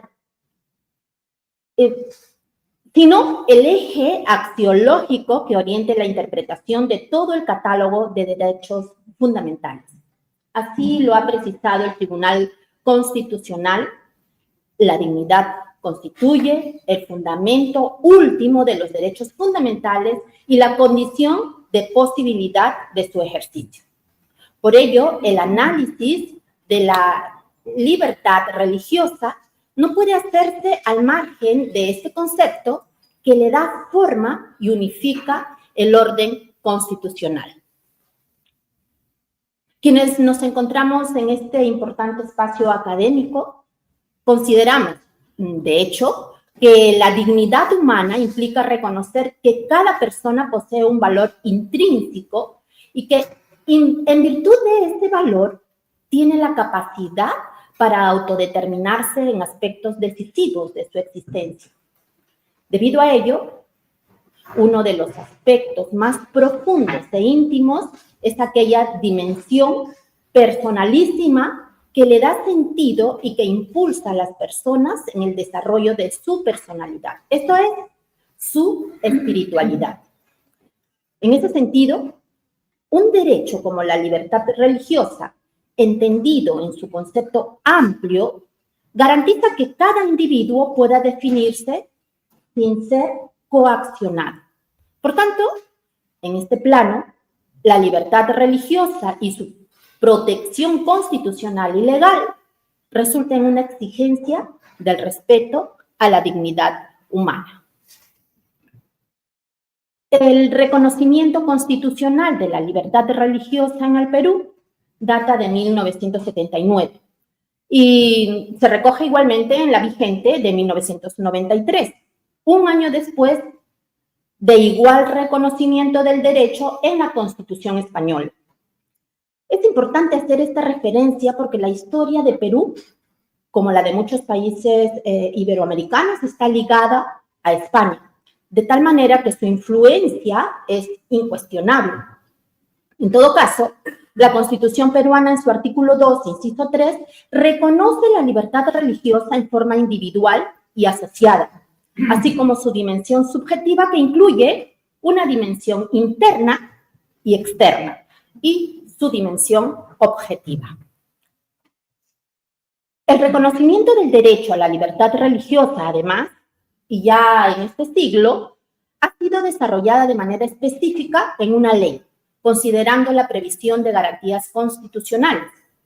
La Ley de Libertad Religiosa, Ley número 29635, establece criterios para una legítima limitación del derecho, orden, moral y salud públicos, incidiendo en el respeto de los derechos fundamentales de las personas. La fórmula se enmarca en el estándar internacional en materia de derechos humanos. En ese sentido, la Declaración Universal de Derechos Humanos, la Declaración Americana de los Derechos y Deberes del Hombre y la Convención Americana sobre Derechos Humanos constituyen el paraguas normativo que garantiza la protección de la libertad religiosa en los estados que han adoptado dichos instrumentos. Expuesto así, la Constitución peruana trata y garantiza la facultad de las personas para practicar sus creencias en forma individual o colectiva, pública o privada. Este diseño normativo refleja un enfoque que combina elementos del liberalismo clásico, centrado en la autonomía individual, con un enfoque contemporáneo que recoge la dimensión colectiva e institucional de muchas comunidades religiosas. El Tribunal Constitucional ha desempeñado un papel relevante en la delimitación del contenido esencial de este derecho. Entre 1999 y 2021 se registran aproximadamente 15 sentencias vinculadas a la libertad religiosa, las cuales evidencian tanto su condición de garantía constitucional como las obligaciones estatales derivadas del principio de laicidad.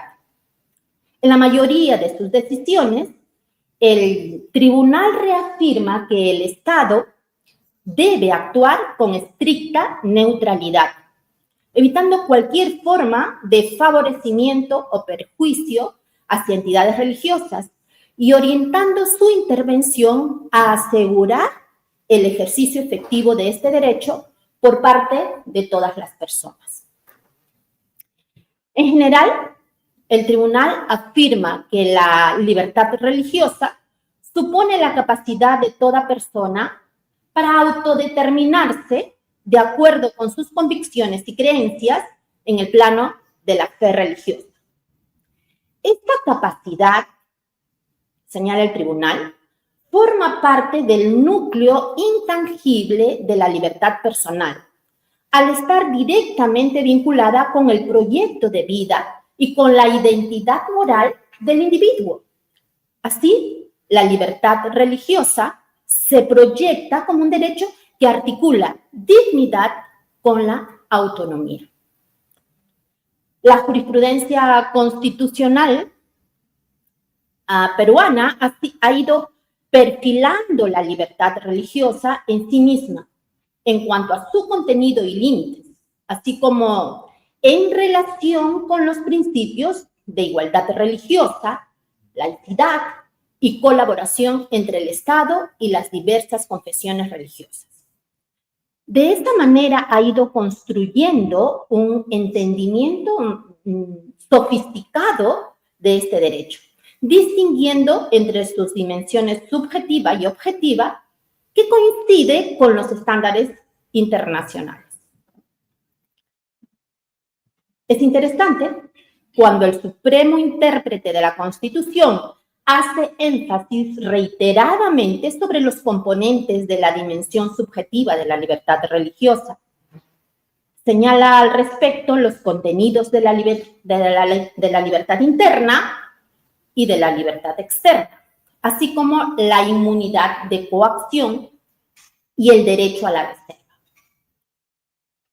Estos 4 componentes principales de la dimensión subjetiva de la libertad religiosa implican una serie de facultades que les son inherentes a las personas en el ejercicio de su libertad.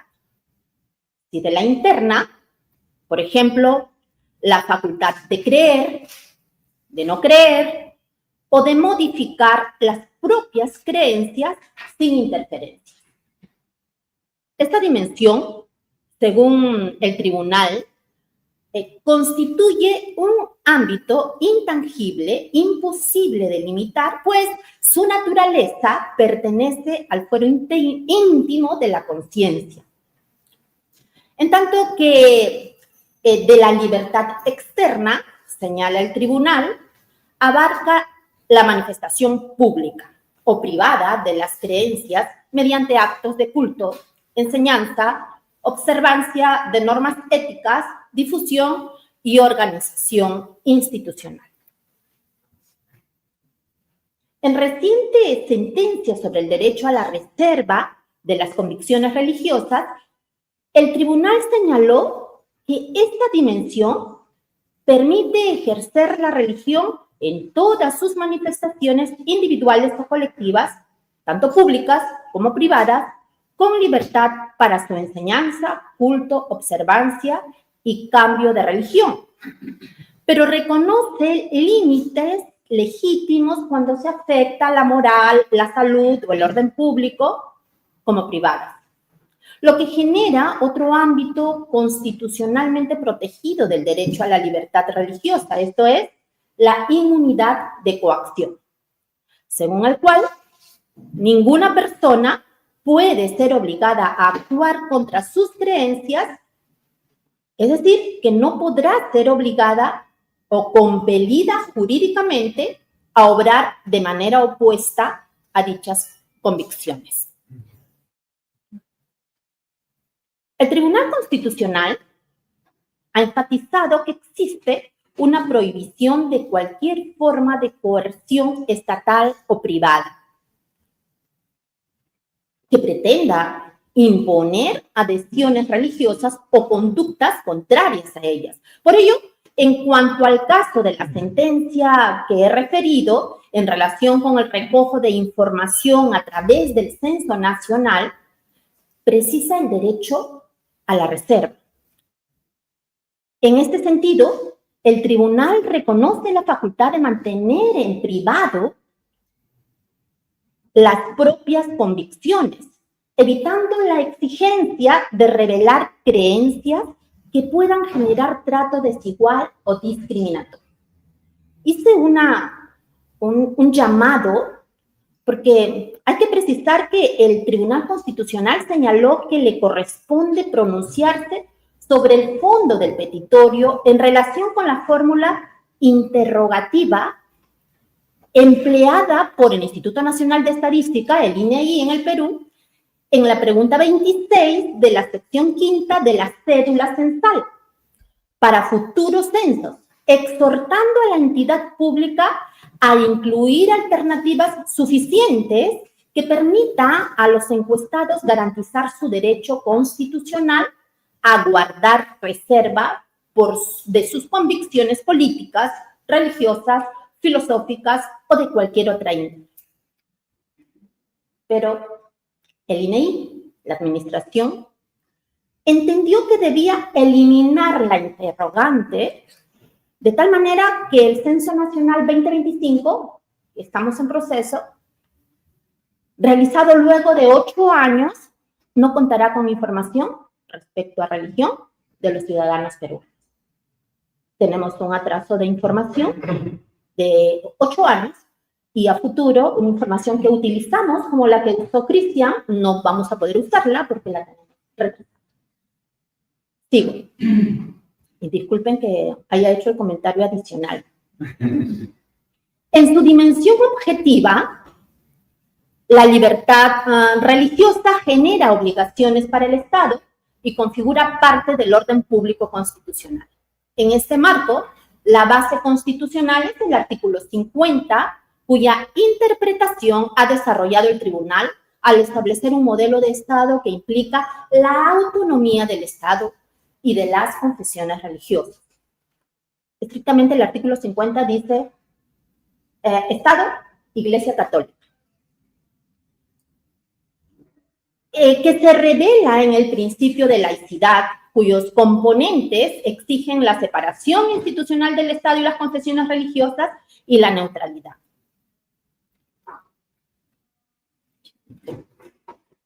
Con ello, no se ha descartado la colaboración con las confesiones, que resulta permitido cuando es útil para garantizar el ejercicio de derechos de las personas. Así, el Tribunal Constitucional peruano ha contribuido de manera significativa a precisar el contenido y alcance de este derecho.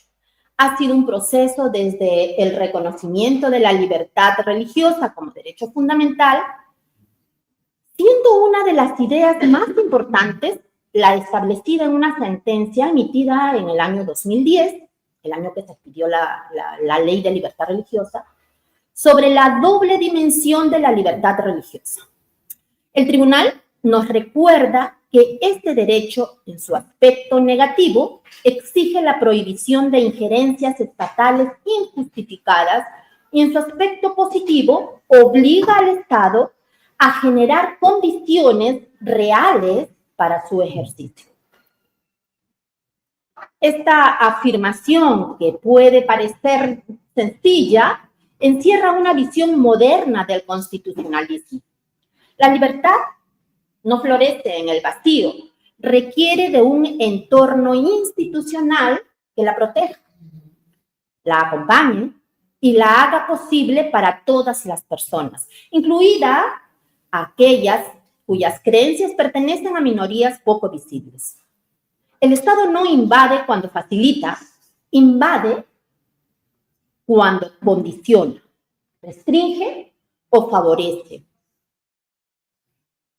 La verdadera neutralidad no es pasividad, es acción de los agentes estatales que representan al Estado, así como creación de igualdad de oportunidades para todas las personas que en el ejercicio de su derecho forman parte de colectivos, comunidades religiosas.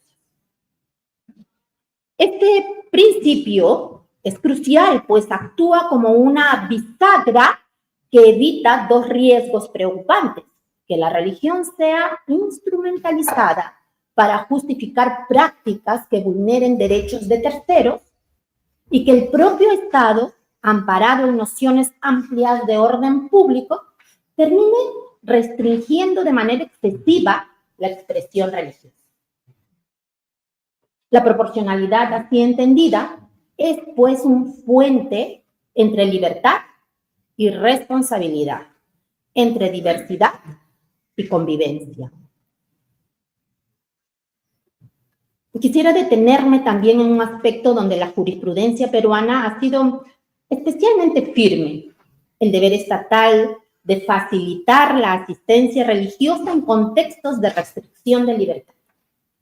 El caso del interno de un establecimiento penitenciario, quien reclamaba, entre otros pedidos, el derecho a ser asistido por un ministro de culto de su religión como manifestación de eso de la libertad de culto, revisado por el Tribunal Constitucional, señaló que es deber del Estado facilitar la práctica de la religión de los ciudadanos Y este deber es muy importante respecto a las personas que se encuentran bajo régimen especial de sujeción, como por ejemplo en hospitales, asilos, centros de rehabilitación, centros de formación militar, establecimientos penitenciarios, entre otros.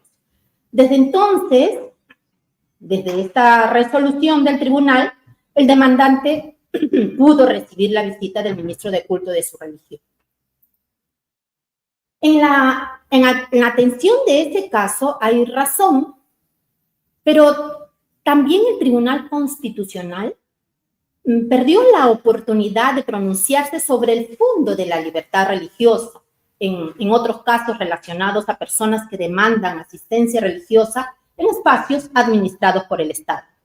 En general, sentencias como la mencionada han puesto de manifiesto la importancia de la asistencia religiosa para la resocialización de las personas en los establecimientos penitenciarios, creando un precedente para casos similares, por cuanto determinó que es obligación del Estado garantizar que las personas privadas de su libertad o sujetas a la administración, ya sea en centros penitenciarios, hospitales, centros de formación militar o policial o albergues, puedan ejercer su derecho en condiciones dignas. Este mandato no es accesorio, surge directamente de la dignidad humana, un valor que no se pierde por la enfermedad, por la privación de libertad o por la dependencia institucional. La asistencia espiritual, para quienes la requieren, forma parte de su estabilidad emocional, de su identidad y en muchos casos de su proceso de rehabilitación y acompañamiento. Un Estado que se dice humano no puede ignorar esta dimensión. En Perú, los estudios doctrinales sobre la asistencia religiosa en centros penitenciarios han sido escasos, a pesar de las más de 4 décadas de vigencia del derecho a la libertad religiosa.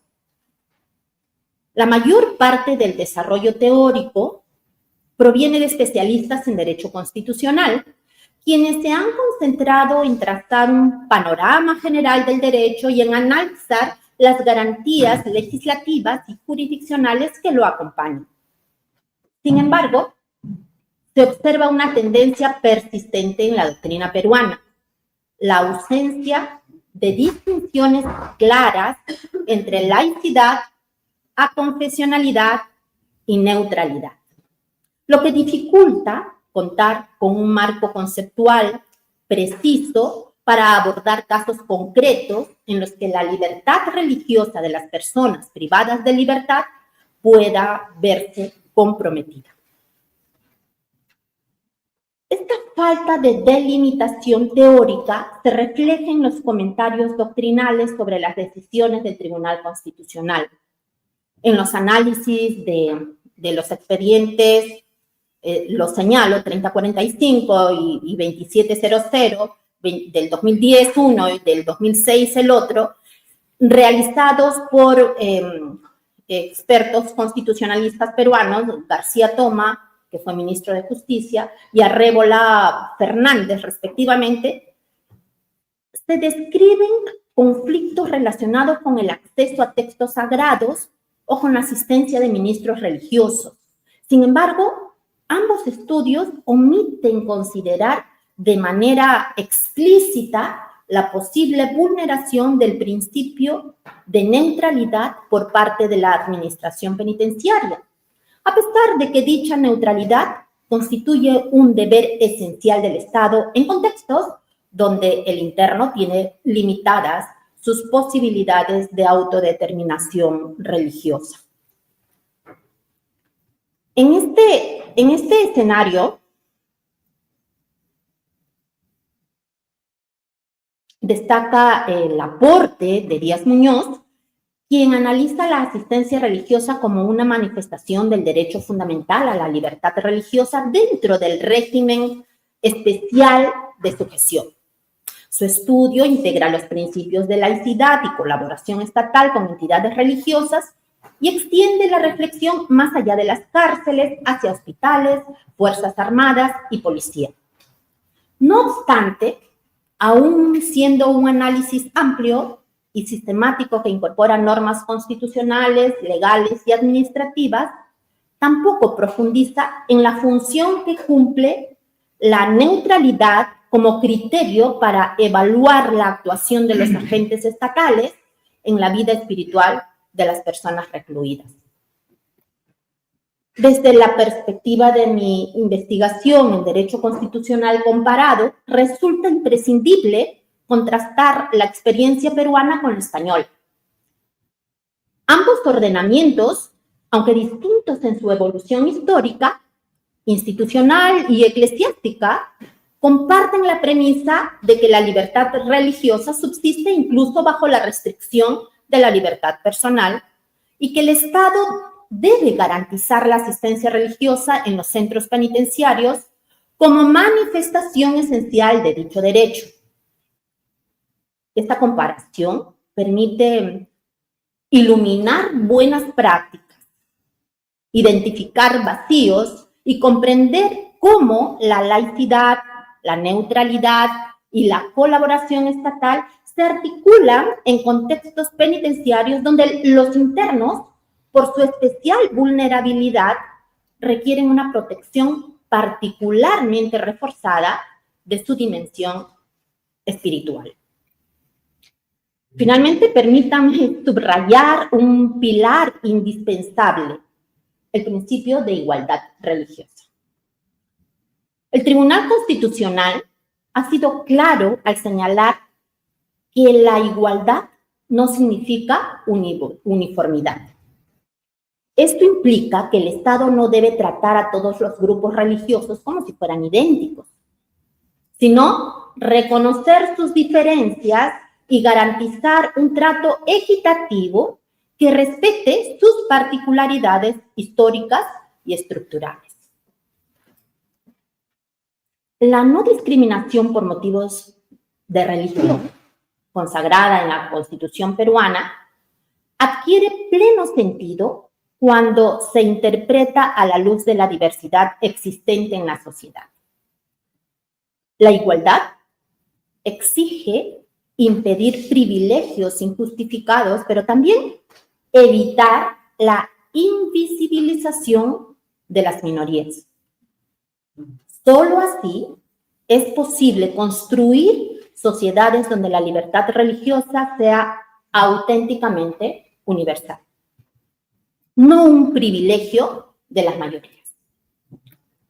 En suma, la garantía constitucional peruana nos ofrece un marco sólido y equilibrado donde libertad, responsabilidad, igualdad y dignidad humana convergen para proteger la libertad religiosa. Estos principios que trascienden nuestras fronteras forman parte del acervo común de los sistemas constitucionales modernos.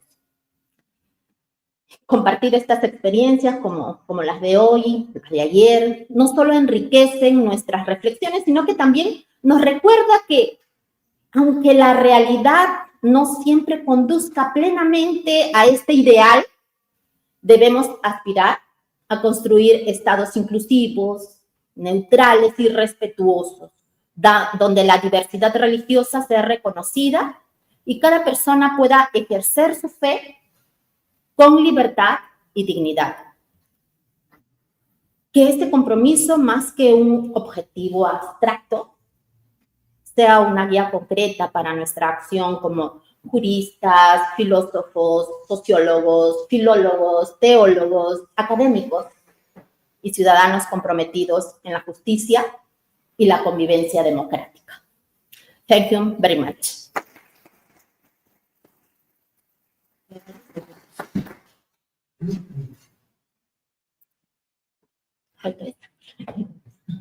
Thank you very much to you, Maria. It was really a pleasure. The organization said me that maybe the debate is going to take place at the end of the session. So if you want to press it down. Okay. Okay. Yeah.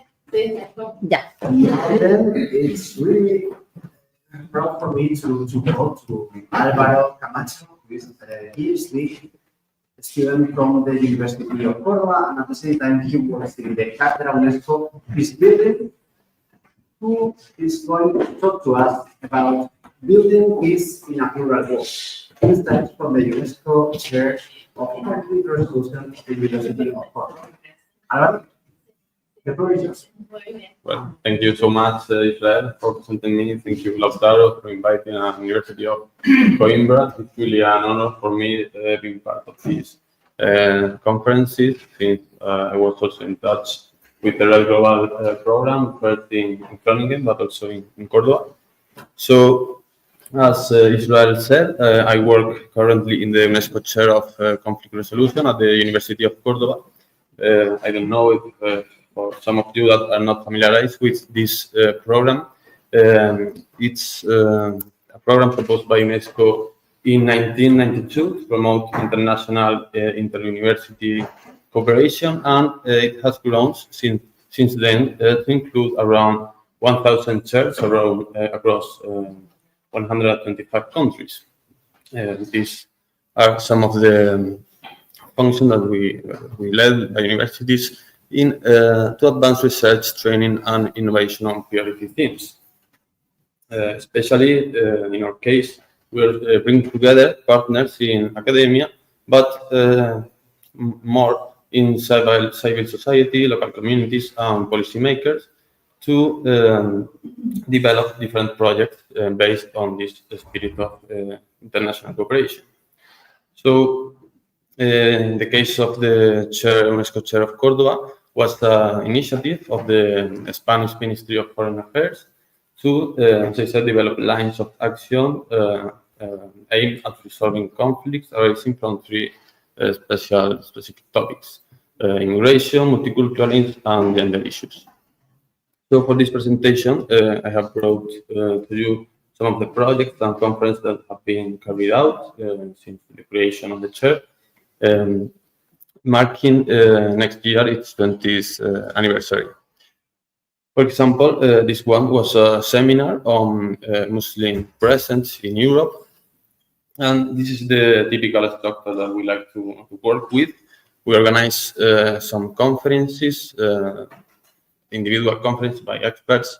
For example, if you want to talk about Muslim presence, we bring politicians that will talk about, in this case, Spanish diplomacy and the Islamic world, also about Muslim immigration in Spain, with associations that work directly with the communities on how they integrate and the community dynamics, but also more academic topics like how contemporary Muslims living in Spain can reflect on all the Al-Andalus legacy, how they perceive it as something they are part of, or something outside of their identity. Also, we like forward to present a roundtable discussion. In this case, it was about the stereotype of Muslim immigrant women. And as you can see here, the profiles of the lecturers are always very, very different. In this case, there was Mila Ramos, the president of an NGO, Women in Conflict Zones. It's an NGO with which we work a lot. And the participants also were professors from the University of Córdoba, from private international law, for also an International Institute of Arab and Muslim World at Casa Árabe. Casa Árabe is also an institution that is on the global program. It's mainly based in Madrid, but it also has a dependency in Córdoba, and it's devoted to the promotion of the Arabic culture in Spain, the classical culture, but also contemporary culture. And another profile, more from the social management, directly working with communities. In this case, it was from the Women Association NU. It's an association of Muslim women in Granada.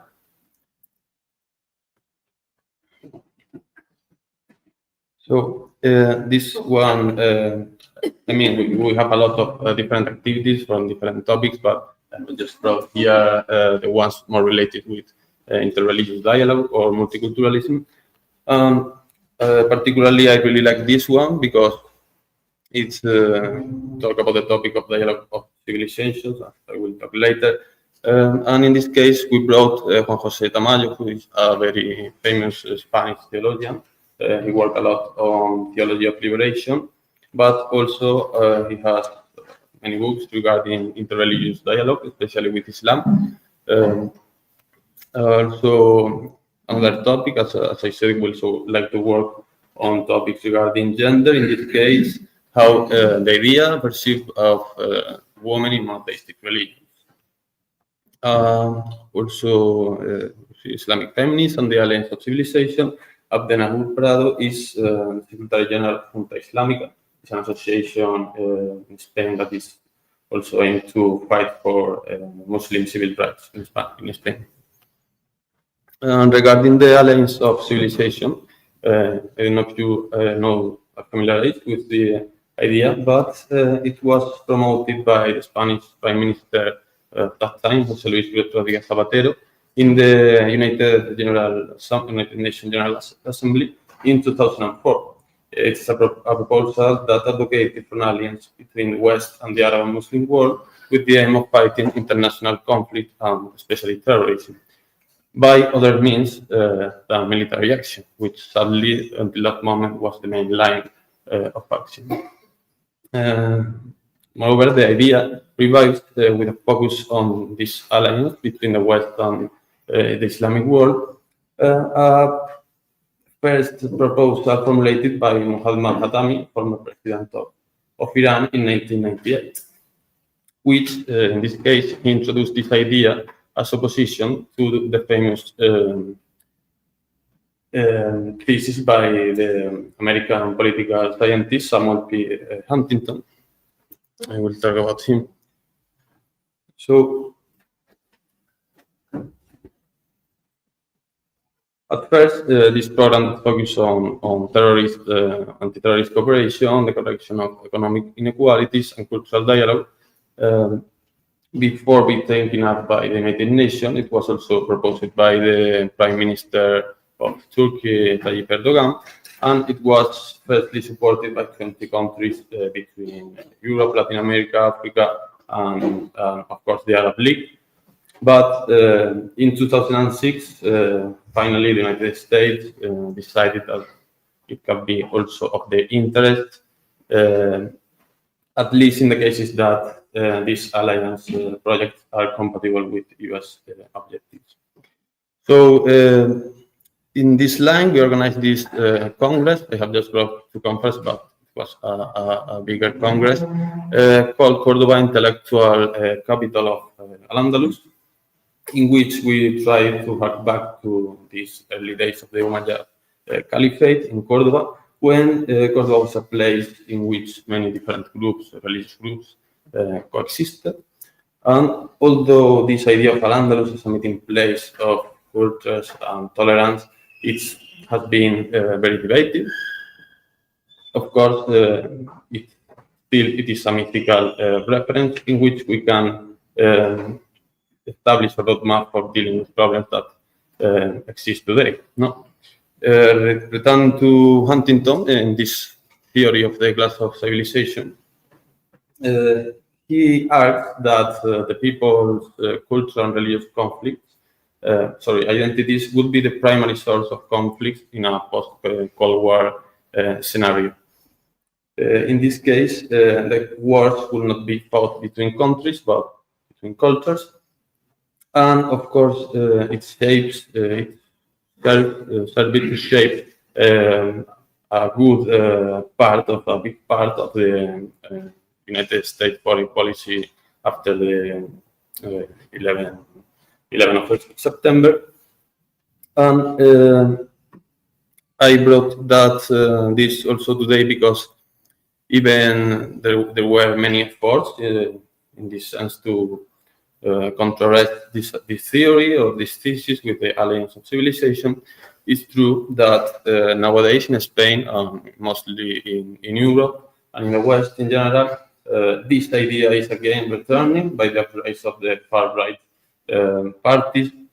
Here there is one of the main newspapers of Spain, we have this Vox, political force in Spain, no? And he's literally saying, his leader, Santiago Abascal, that they want to discriminate deliberately Muslim immigrants who are coming from, especially from Muslim countries. So it's again this idea that there are two cultures. It's not just that they can't be understood between each other. It's just that they just can't coexist in the same physical place. No, it's again this idea of the miso barbarón that Gabriele was talking yesterday. And so here are other interesting things that we did regarding religious pluralism. We'll just cite some of them, but this one, for example, well, in 2010 is a particular year that because we create a master's degree in cultural peace, conflict, education, and human rights. We have worked and educated many professionals from different fields. Since that time, also the Averroes meeting are very interesting. It's an event that wants to raise public awareness of major issues in the Arab, Islamic, and Western world that evokes this the figure of the famous thinker Averroes or even Rousseau in his rational and intercultural spirit, through a cultural program that includes debate, film screening, or music. It started in Marseille, but they were also these meetings were also held in Rabat later, and finally in Cordoba. In the case of Cordoba, it was very beautiful editions because we finished the program with a concert by a famous Iraqi lutenist, Nasir Shama, in honor of the famous musician Sirja, who came also from Baghdad to the Cordoba court, and he never left the city. For example, the other one, the image of Islam in the media. Hen was talking yesterday about this framing and how I will not talk more about that. Also, the Vatican, Christian and Arab Awakening was also a very interesting one. Lecture given by George Irani, professor at American University of Kuwait, and he analyzed the ties of the relationship between the Vatican with the Maronites, Christians from Lebanon, which are of course, like 40% of the population of Lebanon, but also the relationship with the Arab population after the Arab Spring in Lebanon. Some summer courses in Malaga, also interesting. The first one, in addition to the academic expert in this field, was attended by personalities like Latif Al-Akhdar, who was in that moment Minister of Culture from Tunisia, or Luis Basset, who was the editor-in-chief from El País. As I said before, is one of the main Spanish newspapers. And also the other one on Islamism, or multiculturalism in the West, regarding the Charlie Hebdo tragedy. You remember the attacks to this newspaper in France. And it was given by Ramin Jahanbeglou, who gave very interesting arguments regarding, for example, if one can be loyal to Islam and Europe at the same time, or how there are some young generation that have not found their place or their identity in the European project, but have found it in Islam, and how this can be coexist or this is a conflict. And for him, he declared that Islam, of course, is a part of European heritage, especially in Spain. It's still a problem in Spain that many people don't understand that. I don't know why, because it was like 7 centuries of our history, and many people understand it's just like a gap that breaks the Spanish history. But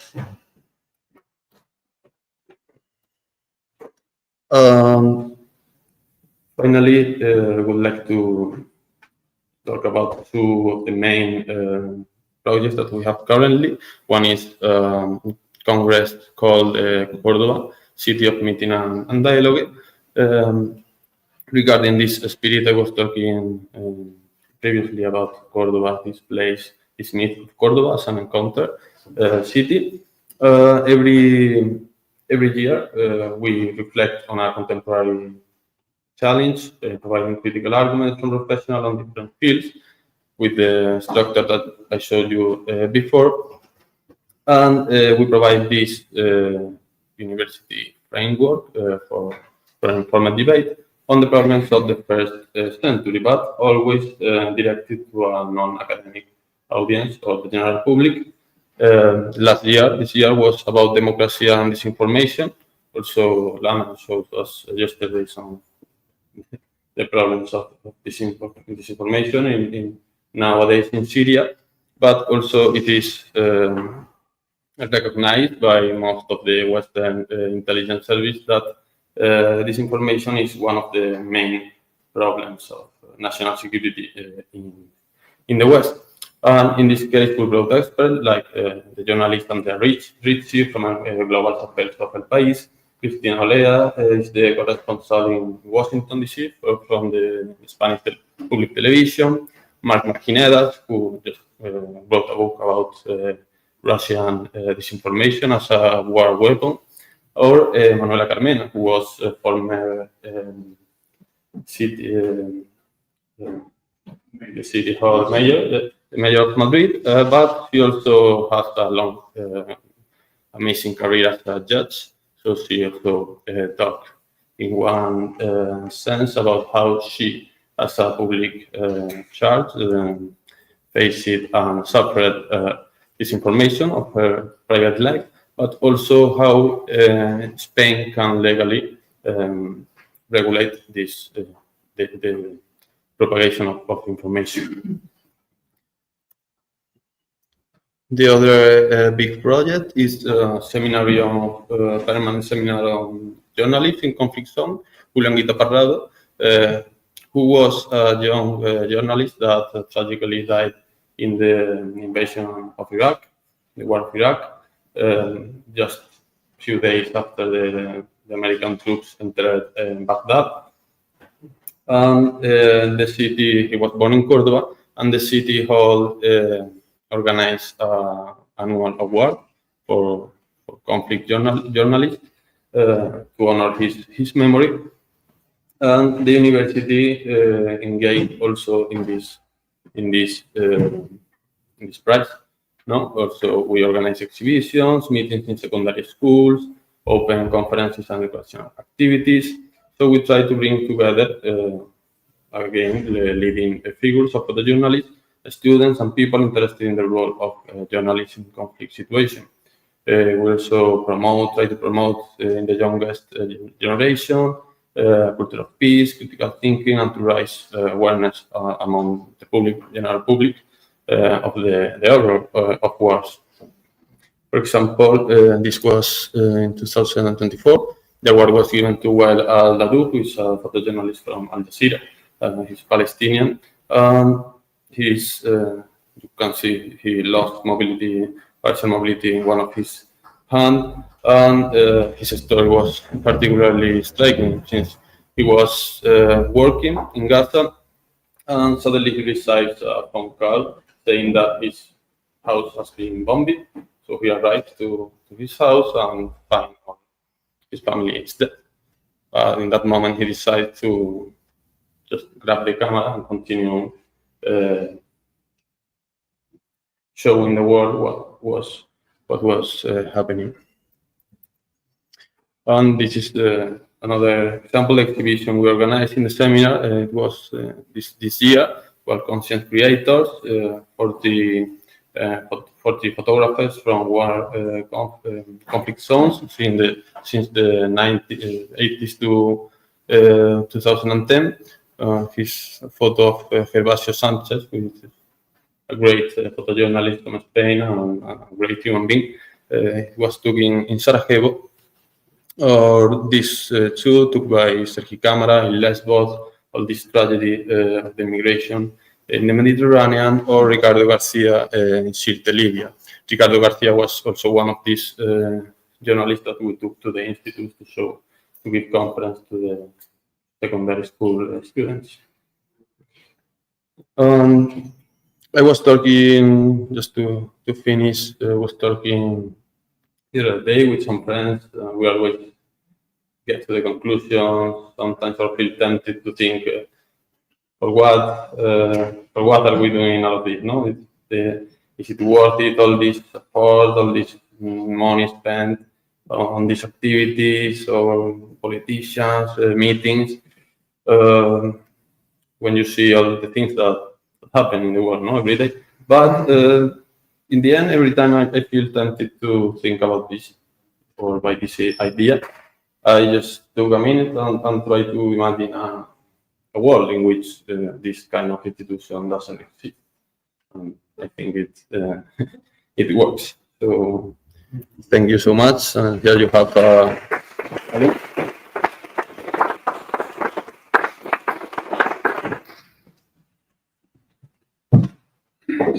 Well, thank you very much for your brilliant presentation. And well, we are now plenty of time, so the convention decided that we are going to meet one conference that is going to take place this afternoon, and it's going to be now. So may I call, please? This one In this way, we have a bit more time for the discussion to the Benjamin Simon, who is the ecumenical director of the Institute POSI, and he's going to talk to us about interreligious dialogue in need for convergent hermeneutics for hermeneutics difference. The floor is yours. Can I use this one? Oh, yes, yes.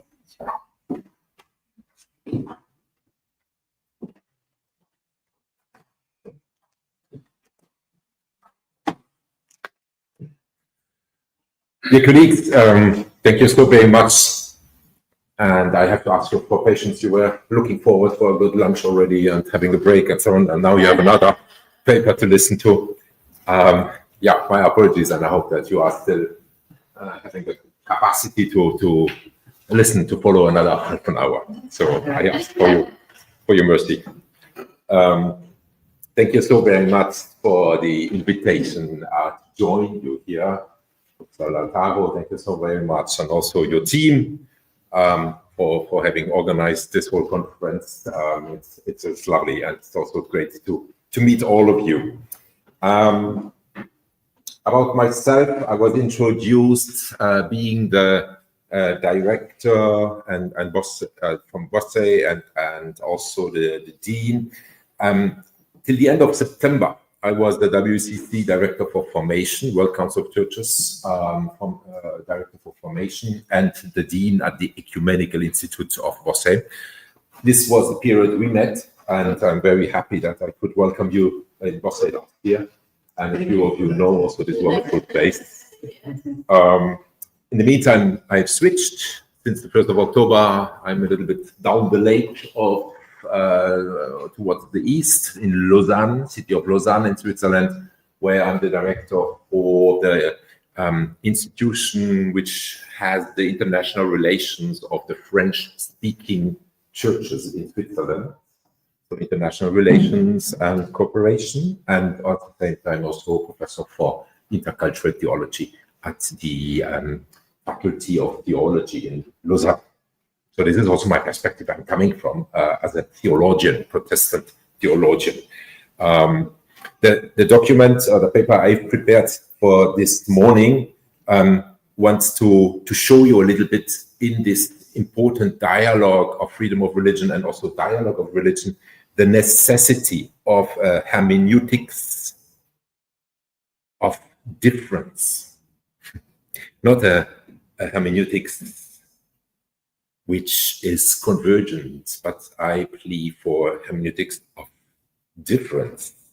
Let me start with my presentation, and I will then also have the most important points here on my slides. The dialogue in diverse contexts. Interfaith dialogue has become more necessary than ever. Everybody here will probably agree. The Pew Research Center recently published the extent of the increase in religious membership and religiosity. We have heard this already this morning, which is quite contrary to the many theories of secularization that spread at the beginning of the century. As a result, only the top 15% of the world's population consider themselves to be unaffiliated with any religion. Our world is currently more religious than ever. Thank you for the figures from Mexico. Religions or their representatives are in constant interaction with each other.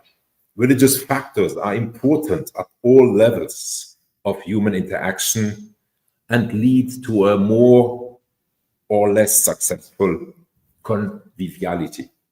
The so-called interreligious dialogue is a means to achieve this successful coexistence. Of course, dialogues of all kinds have always taken place as soon as people of different religions have confronted each other. Already in the New Testament, Jesus repeatedly encounters people of other religions, such as the Syro-Phoenician woman who was of a different culture and religion. He starts a conversation with her and even lets her change his mind. Planned religious conversations also took place in the 16th century at the court of the Muslim Mughal ruler Akbar the Great in the 16th century. Jesuit missionaries met with Muslim scholars as well as other religious representatives to exchange ideas and to learn about each other. 16th century, to learn about each other. From Japan in the 16th and 17th century, we know the disputes between Jesuits and Buddhist scholars. These religious discussions took on a new dimension in the World Parliament of Religions, which was first held in Chicago in 1893. In the 20th century, it is worth mentioning briefly the Second Vatican Council, which brought about a decisive change in the Catholic Church dialogue program, including a new theological approach. In its programmatic document, Nostra Aetate, we were talking about it yesterday, which celebrates this year its 60th birthday, the Vatican refers to the ray of truth, again, truth, which is found in other religions, and to the fact that in every religion there is something holy and true. And to finalize this little run through history, the World Council of Churches established its dialogue department in 1970. The dialogue consultation in Chiang Mai in 1977 is of great importance here in this enumeration of different hotspots of dialogue. However, religious dialogues do not only take place at the highest level and should not be understood only as an academic discipline.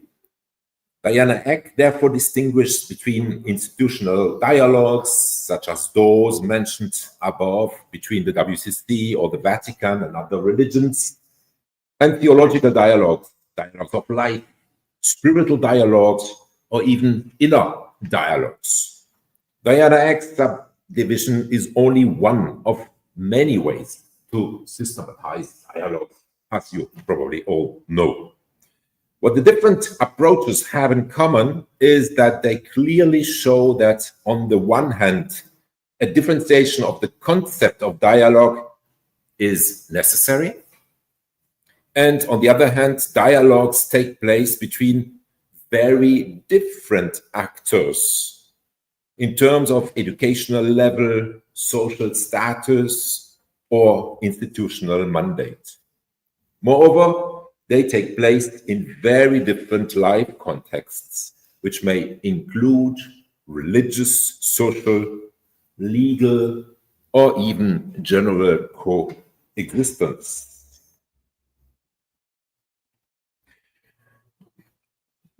Already in the late 1960s, the claims of the Christian faith that were thematized in these dialogues were questioned by some theologians. The basic thesis of protagonists such as John Hick or Paul Nitte, was that these alleged claims to absolutism in Christianity should be seen as the cause of religious conflict. Once this claim was abandoned, avenues for peaceful coexistence of religions would open up and multiple paths to salvation would become possible. So their approach.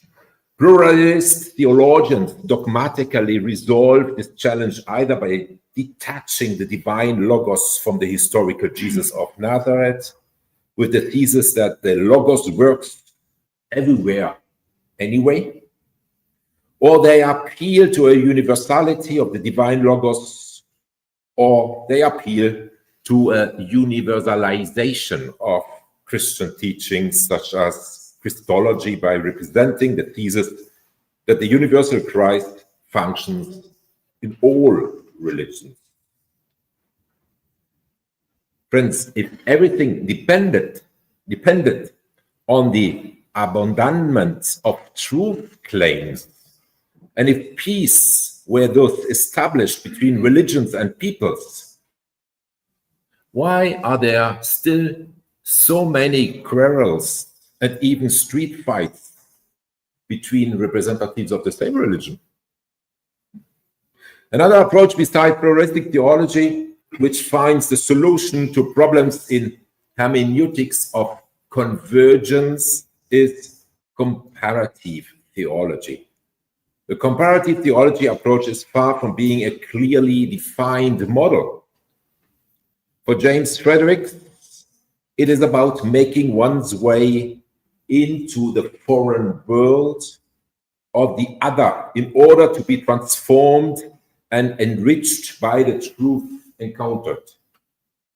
How far does the transformation go? Perhaps as far as the Catholic theologian Norbert Hintersteiner thinks it is necessary to become a participant, as he says, in a text of the other religion, ? James Frederick posits that comparative theology is I quote, a solidly Christian theology. It is, quote, committed to its contemporary traditions and expressions, but it is a discipline that privileges the study of text, as Clooney himself says. The critics are therefore not slow to arrive, and rightly so. According to Marianne Moyard, many representatives of comparative theology proceed in a similar way, as if the texts of religions were the privileged place of comparative theology. Texts as sources and bases of an inter-religious dialogue are not, in my opinion, exhaustive, especially if one does not respect their own context in which they were written, as every text has been written in and from a certain context.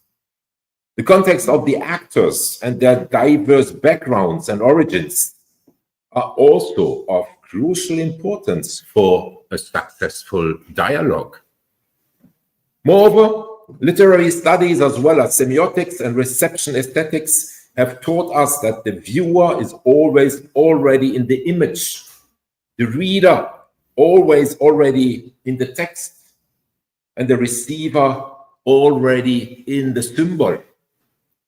The pure text that Clooney believes to be able to understand in the other religion does not exist.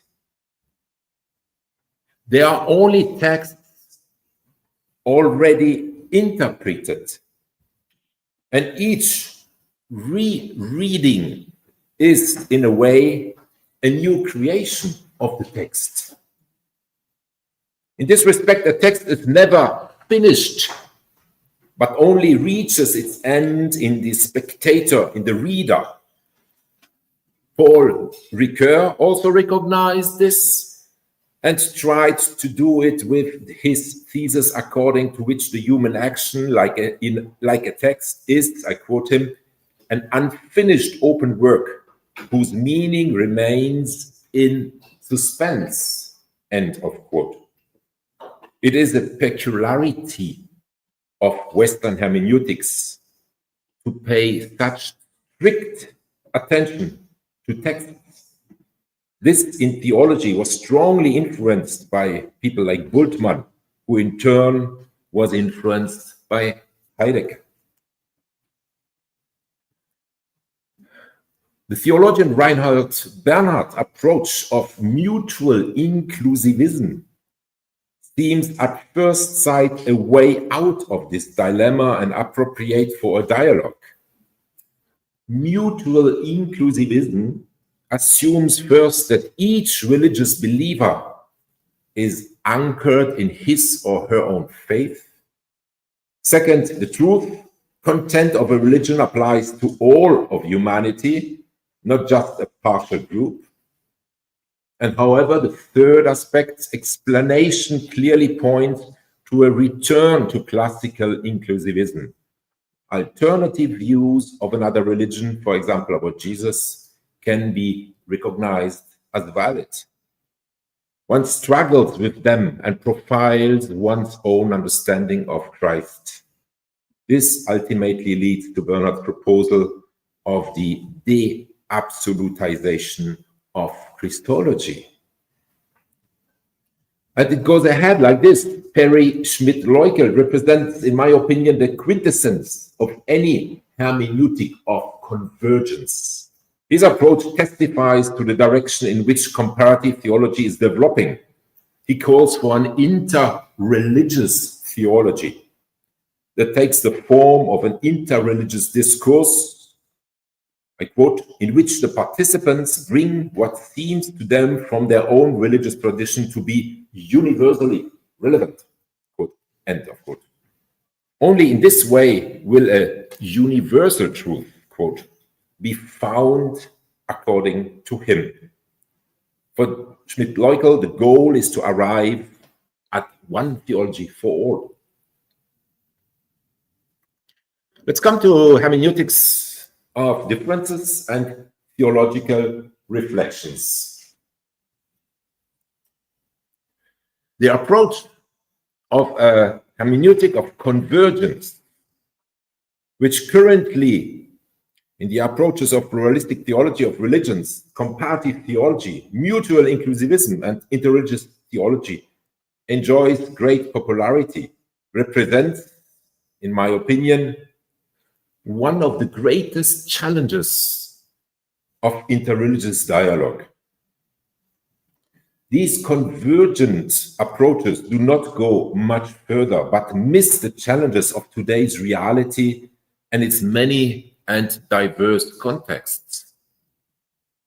Even with a clearly established religious opinion, or precisely because of a clearly established religious opinion, which can also be delimiting, a fruitful dialogue and a fulfilling cooperation between representatives of different religions can by much more be achieved. It should not be a problem to have a different opinion from a person of another faith. It is then important to create spaces in which respectful encounters and a common conversation, as well as a convivial life, can take place. We have had these examples in so many papers already in the last 2 days.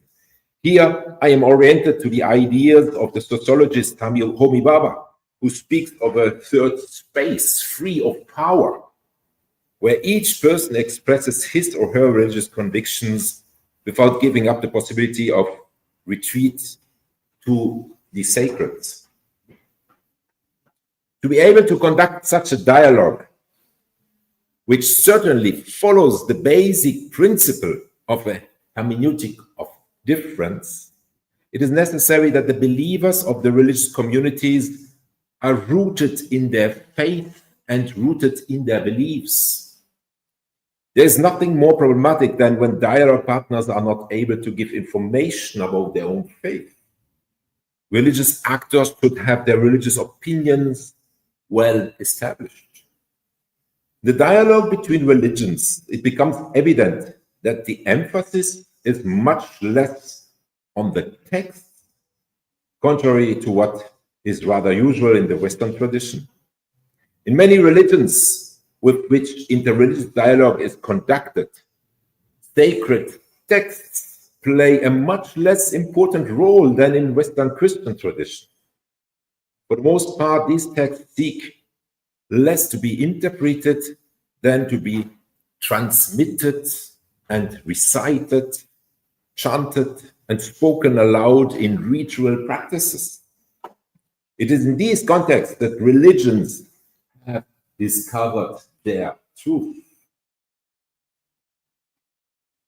The following examples from the history of religions are intended to show that religions do value their individual teachings and some understanding of their truth. This awareness should not lead to the fact that the followers of religions and their representatives no longer talk to each other, and should not lead to a self-secularization.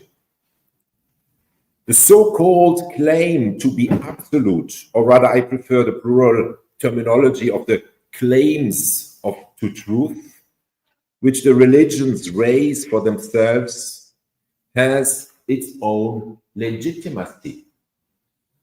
They claim to have found the way to religious fulfillment. This should not be confused with a claim of individual singular exclusivity, which does not respect others in their truth. Buddhism is said to be very tolerant and peaceful. It is assumed quickly that this religion is generous and inclusive towards other religions. I would like to recall briefly the famous story of King Ashoka from the 3rd century before Christ that has been misinterpreted to explain this attitude and point out the correct ending. The king invites blind people. Everybody touches a part of the elephant that he puts in the middle of those blind people. And one of the blind person compares what he is touching, the ear, with a palm leaf. The other one, the foot, compares it with a pillar. And everybody compares it with something else because he or she has only one part of the whole thing. And the narrative of the story largely ends here with the mistaken assumption that it attributes a partial truth of divine knowledge to all religions. However, the real conclusion of the story is that in the end, the king laughed heartedly. He laughed at the blind men who think they have recognized the truth. Yet he alone sees the whole elephant that is the whole truth.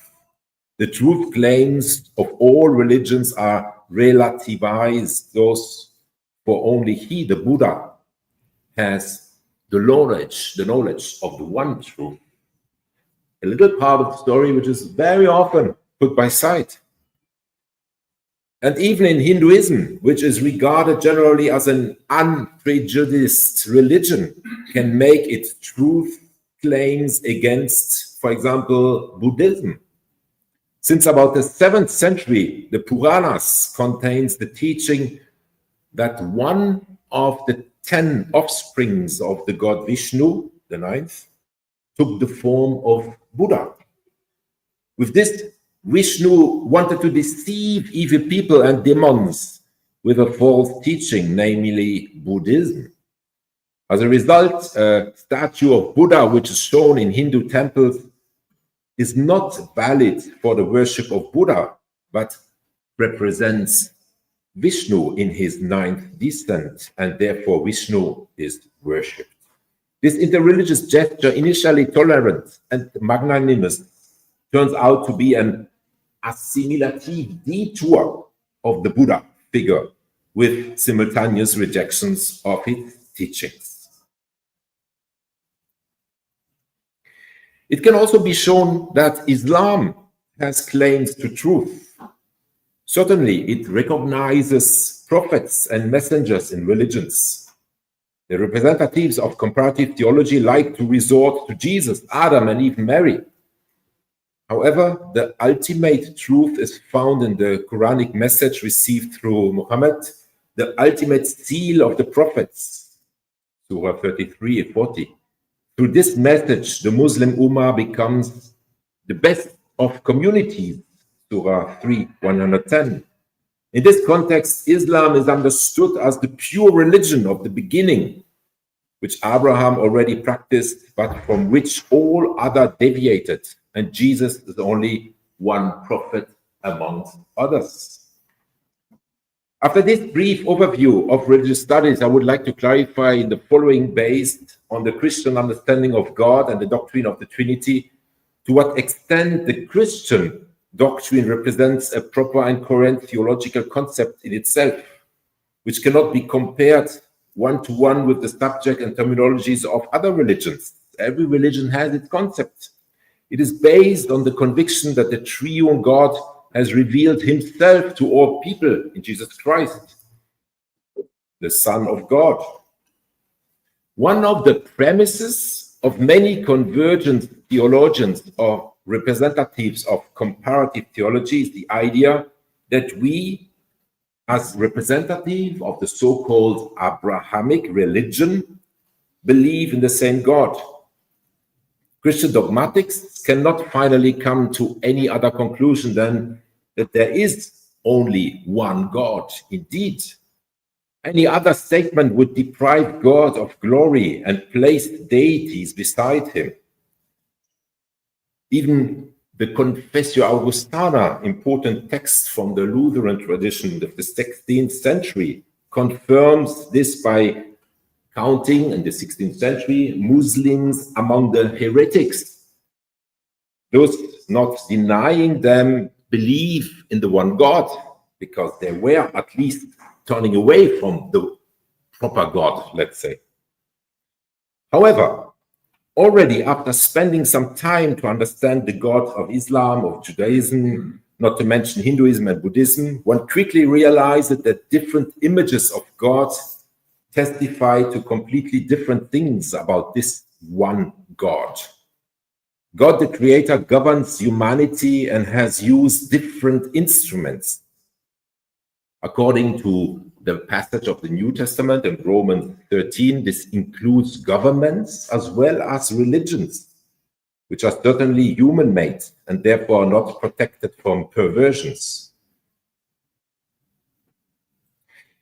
Already after a superficial reading of the Quran, it becomes clear that the essential contents of a Christology are not mentioned. Crucifixion of Jesus Christ, of Jesus of Nazareth, the resurrection of the dead by his Father, the divine filiation are simply left by sight. These Christian attributes are in no way attributes to a prophet. Similarly, vicarious death and the idea of the loving Father have no place in Muslim image of God or in that of other religions. And on the Islamic side, the incarnation of God, his saving work in the Christ event, and the doctrine of faith, justification, reconciliation are both contested. The Christian image of God and the Islamic image of God are therefore quite different in many passages. Moreover, Christians derive these ideas from the book of books, the Bible, which is considered by the Islamic side to be falsified. The religious representatives of Islam and Christianity may believe in one God, but they start from incompatible images of God. On the Islamic side, this is not a problem because their call to Islam, dawah, so to speak, their missionary witness, sees Jesus as a prophet, one among many. How about the Trinitarian faith? Although John Calvin burned Michel Servet at the stake for his denial of the doctrine of the Trinity, he was probably right in saying that the Bible did not yet contain any teaching of the doctrine of the Trinity. Consequently, one can understand that the representatives of the other religions have even more difficulties to understand this Christian doctrine. For various reasons, the doctrine of the Trinity has been criticized and questioned many times. Conditioned by these criticisms, this doctrine has played in the history of theology a role that is sometimes central and sometimes marginal. In the last quarter of the 20th century, the doctrine of the Trinity again acquired a central importance in theology.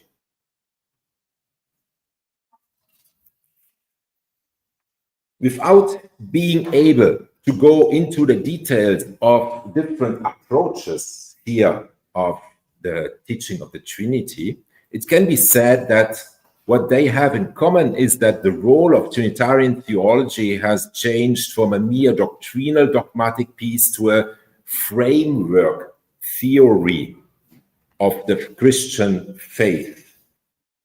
This new approach is a bit revolutionary for ecumenical theology and the ecumenical movement as a whole, as well as for the theology of interreligious contexts.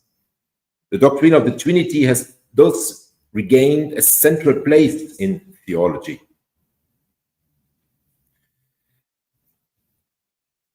I would like to come, well, from this knowledge, believers can only experience God's grace through the mode of petition, as it says in 2 Corinthians, be reconciled to God. The knowledge of this God who shares his love with grace and anticipation encourage Christians to continually approach strangers, even people of other religions. This approach of the Trinitarian faith, which brings together already God in three different persons, is a kind of motivation for Christians to address others and address people of other backgrounds. Let me come to the last part by having a kind of outlook about the interfaith perspectives. When representatives of different religions come together, this can happen on many different levels, with different factors playing a role. I repeat myself here, it is not only about the sacred texts, but it is also about the symbols, the rituals, the stories, the narratives, as well as the building of trust and respect. The interreligious encounter in dialogue is always multi-dimensional. It is important to be aware that each religion has its own claims to truth, as I wanted to show, and its own frame of reference. The concept used must always be understood in their own tradition and their own languages, as each translation means an interpretation in a different context.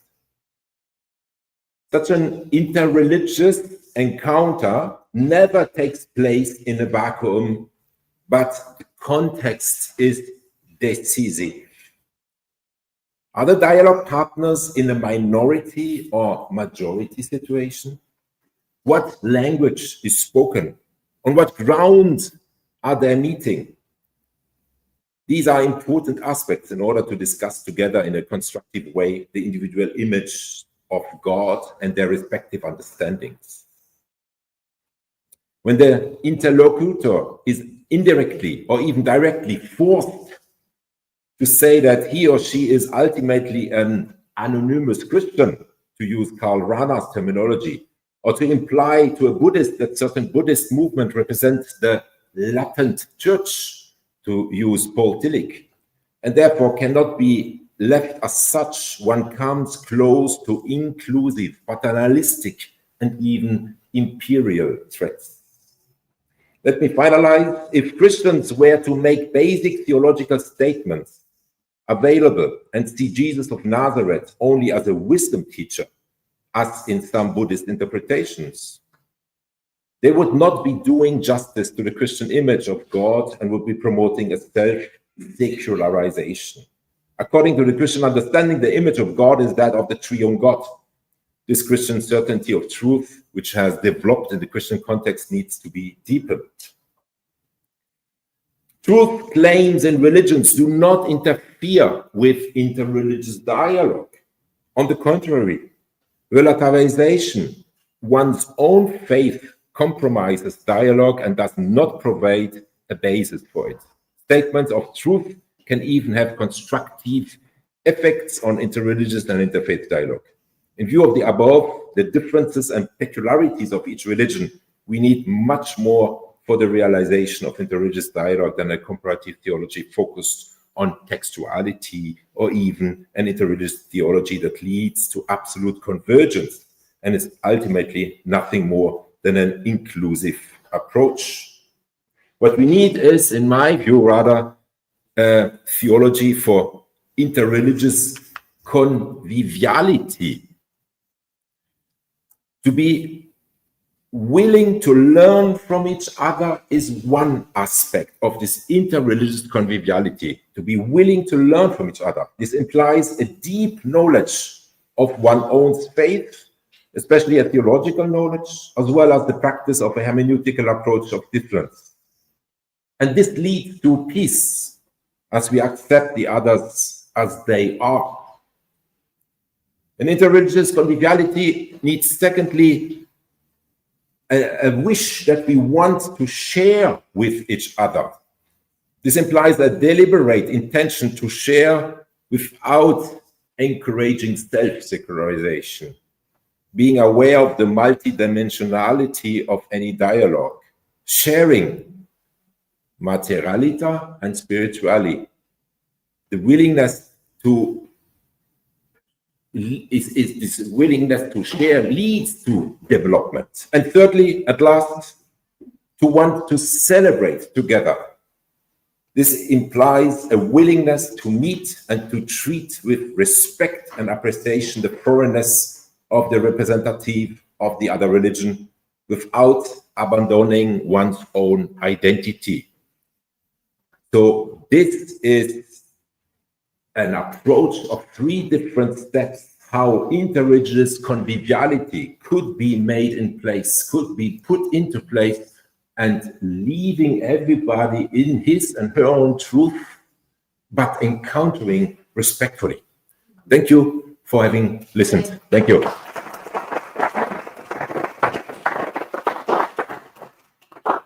Thank you very much to you, Benjamin, for leading the conference, but move you from the stage. I call to Álvaro. Esperanza, please. Thank you.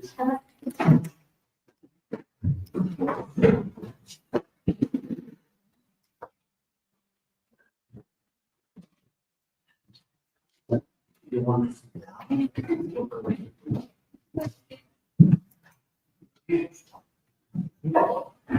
okay. Okay, so now we have like 5 minutes. You have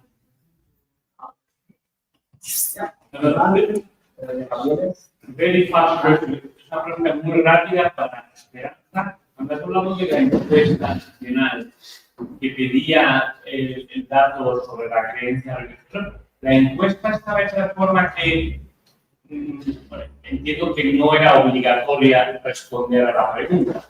Así es. Con lo cual, la posibilidad de no responder siempre aparece, pero el demandante consideró que se afectaba su derecho a la reserva de declarar si pertenece o no a una religión o a contestarla. O sea, él consideró eso y el tribunal resolvió que el Instituto Nacional de Estadística, que es la autoridad administrativa, pues elaborase mejor esa encuesta. Pero lo que hizo la autoridad administrativa es eliminar la pregunta. Entonces, ese es un problema que se ha generado. Thank you very much. So I got an idea, especially the last 2 presentations, that we are thinking about probably more like on an interreligious dialogue between theologians than between faith and people.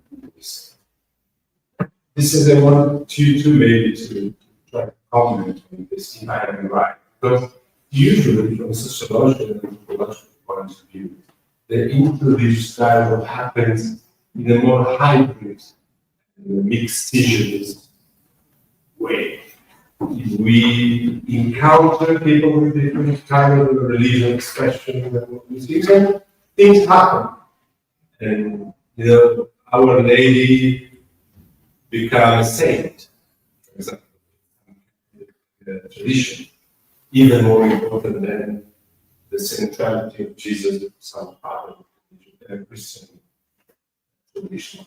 So I was thinking, if you thought about this difference, so these two levels of the dialogue, I believe a real concrete, I don't know if you agree with it, a concrete interreligious dialogue happens without thinking too much about identity and theories and theological determination, and it's more like a smooth.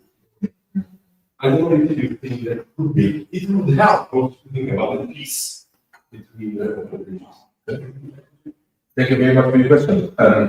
The concept I'm propagating here is interreligious conviviality, convivencia. This was mentioned already a few times. It's really about living together. So it might be not even that my approach is very theologically, but I thought it would be okay for you this morning. But it is so that this approach has respect different levels. At the beginning, I was mentioning Diana Act with the different kinds of dialogues. Indeed, there are many different kinds of dialogues. Dialogue of the heart, dialogue of the hands, dialogue of the head. Also, this concept is existing because we need those different concepts. And then it is really about not the identity, but it is about how we live together, how we deal daily life together. Definitely, and this is the intention. And theological dialogue, this is something very apart. It nearly never taking place. Very seldom. Yeah, very often it's really about the day business. This is important.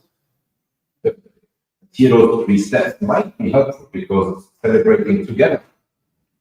Yeah, together in the neighborhood, we celebrate together. It's not about praying together necessarily, but celebrating, eating together. Yeah. Just building trust. Thank you. Thank you. Thank you very much, Benjamin, for emphasizing this criticism of doing interreligious dialogue just starting from the text.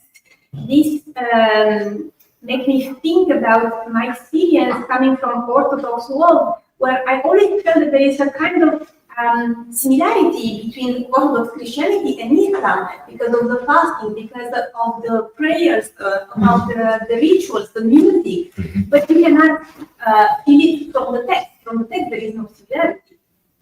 And also, this made me think about a friend of mine who is a priest in Ghana, and he's telling me, look, I cannot apply what the Vatican is giving me as a guideline for the interreligious dialogue, because this has nothing to do with the real context. Although also the Vatican says something about the dialogue of life, but you cannot just do the interreligious dialogue from the text. Thank you, especially that you are coming from the Protestant tradition to criticize this. And my question is, don't you think actually that this is a Western intellectual obsession, almost scientific obsession with the text and the truth claims? Definitely, definitely. I said it somewhere in my text. It is a Western perspective how to interact with religions through the academic way of, and the academic way of is only through text and some thoughts and thinkers. So here we need to enlarge much more. Yes. Thank you so much, Benjamin. I think this theology of conviviality is really, really spot on. And I'd like to thank Anna first. And also, I would go even further to move away not only from understanding the text of the having a dialogue text, but even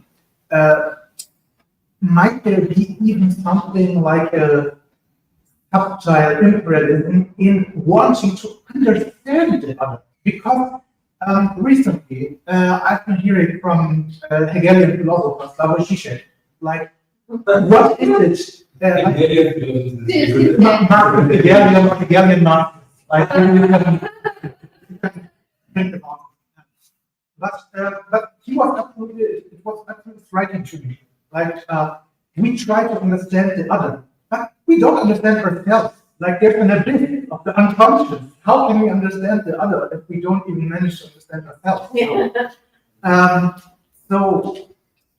So there's really an anthropological constraint in, and of course we can try, but when we try to understand the other, most of the time becomes a projection of her own unconscious. So maybe we should include more psychology also in this.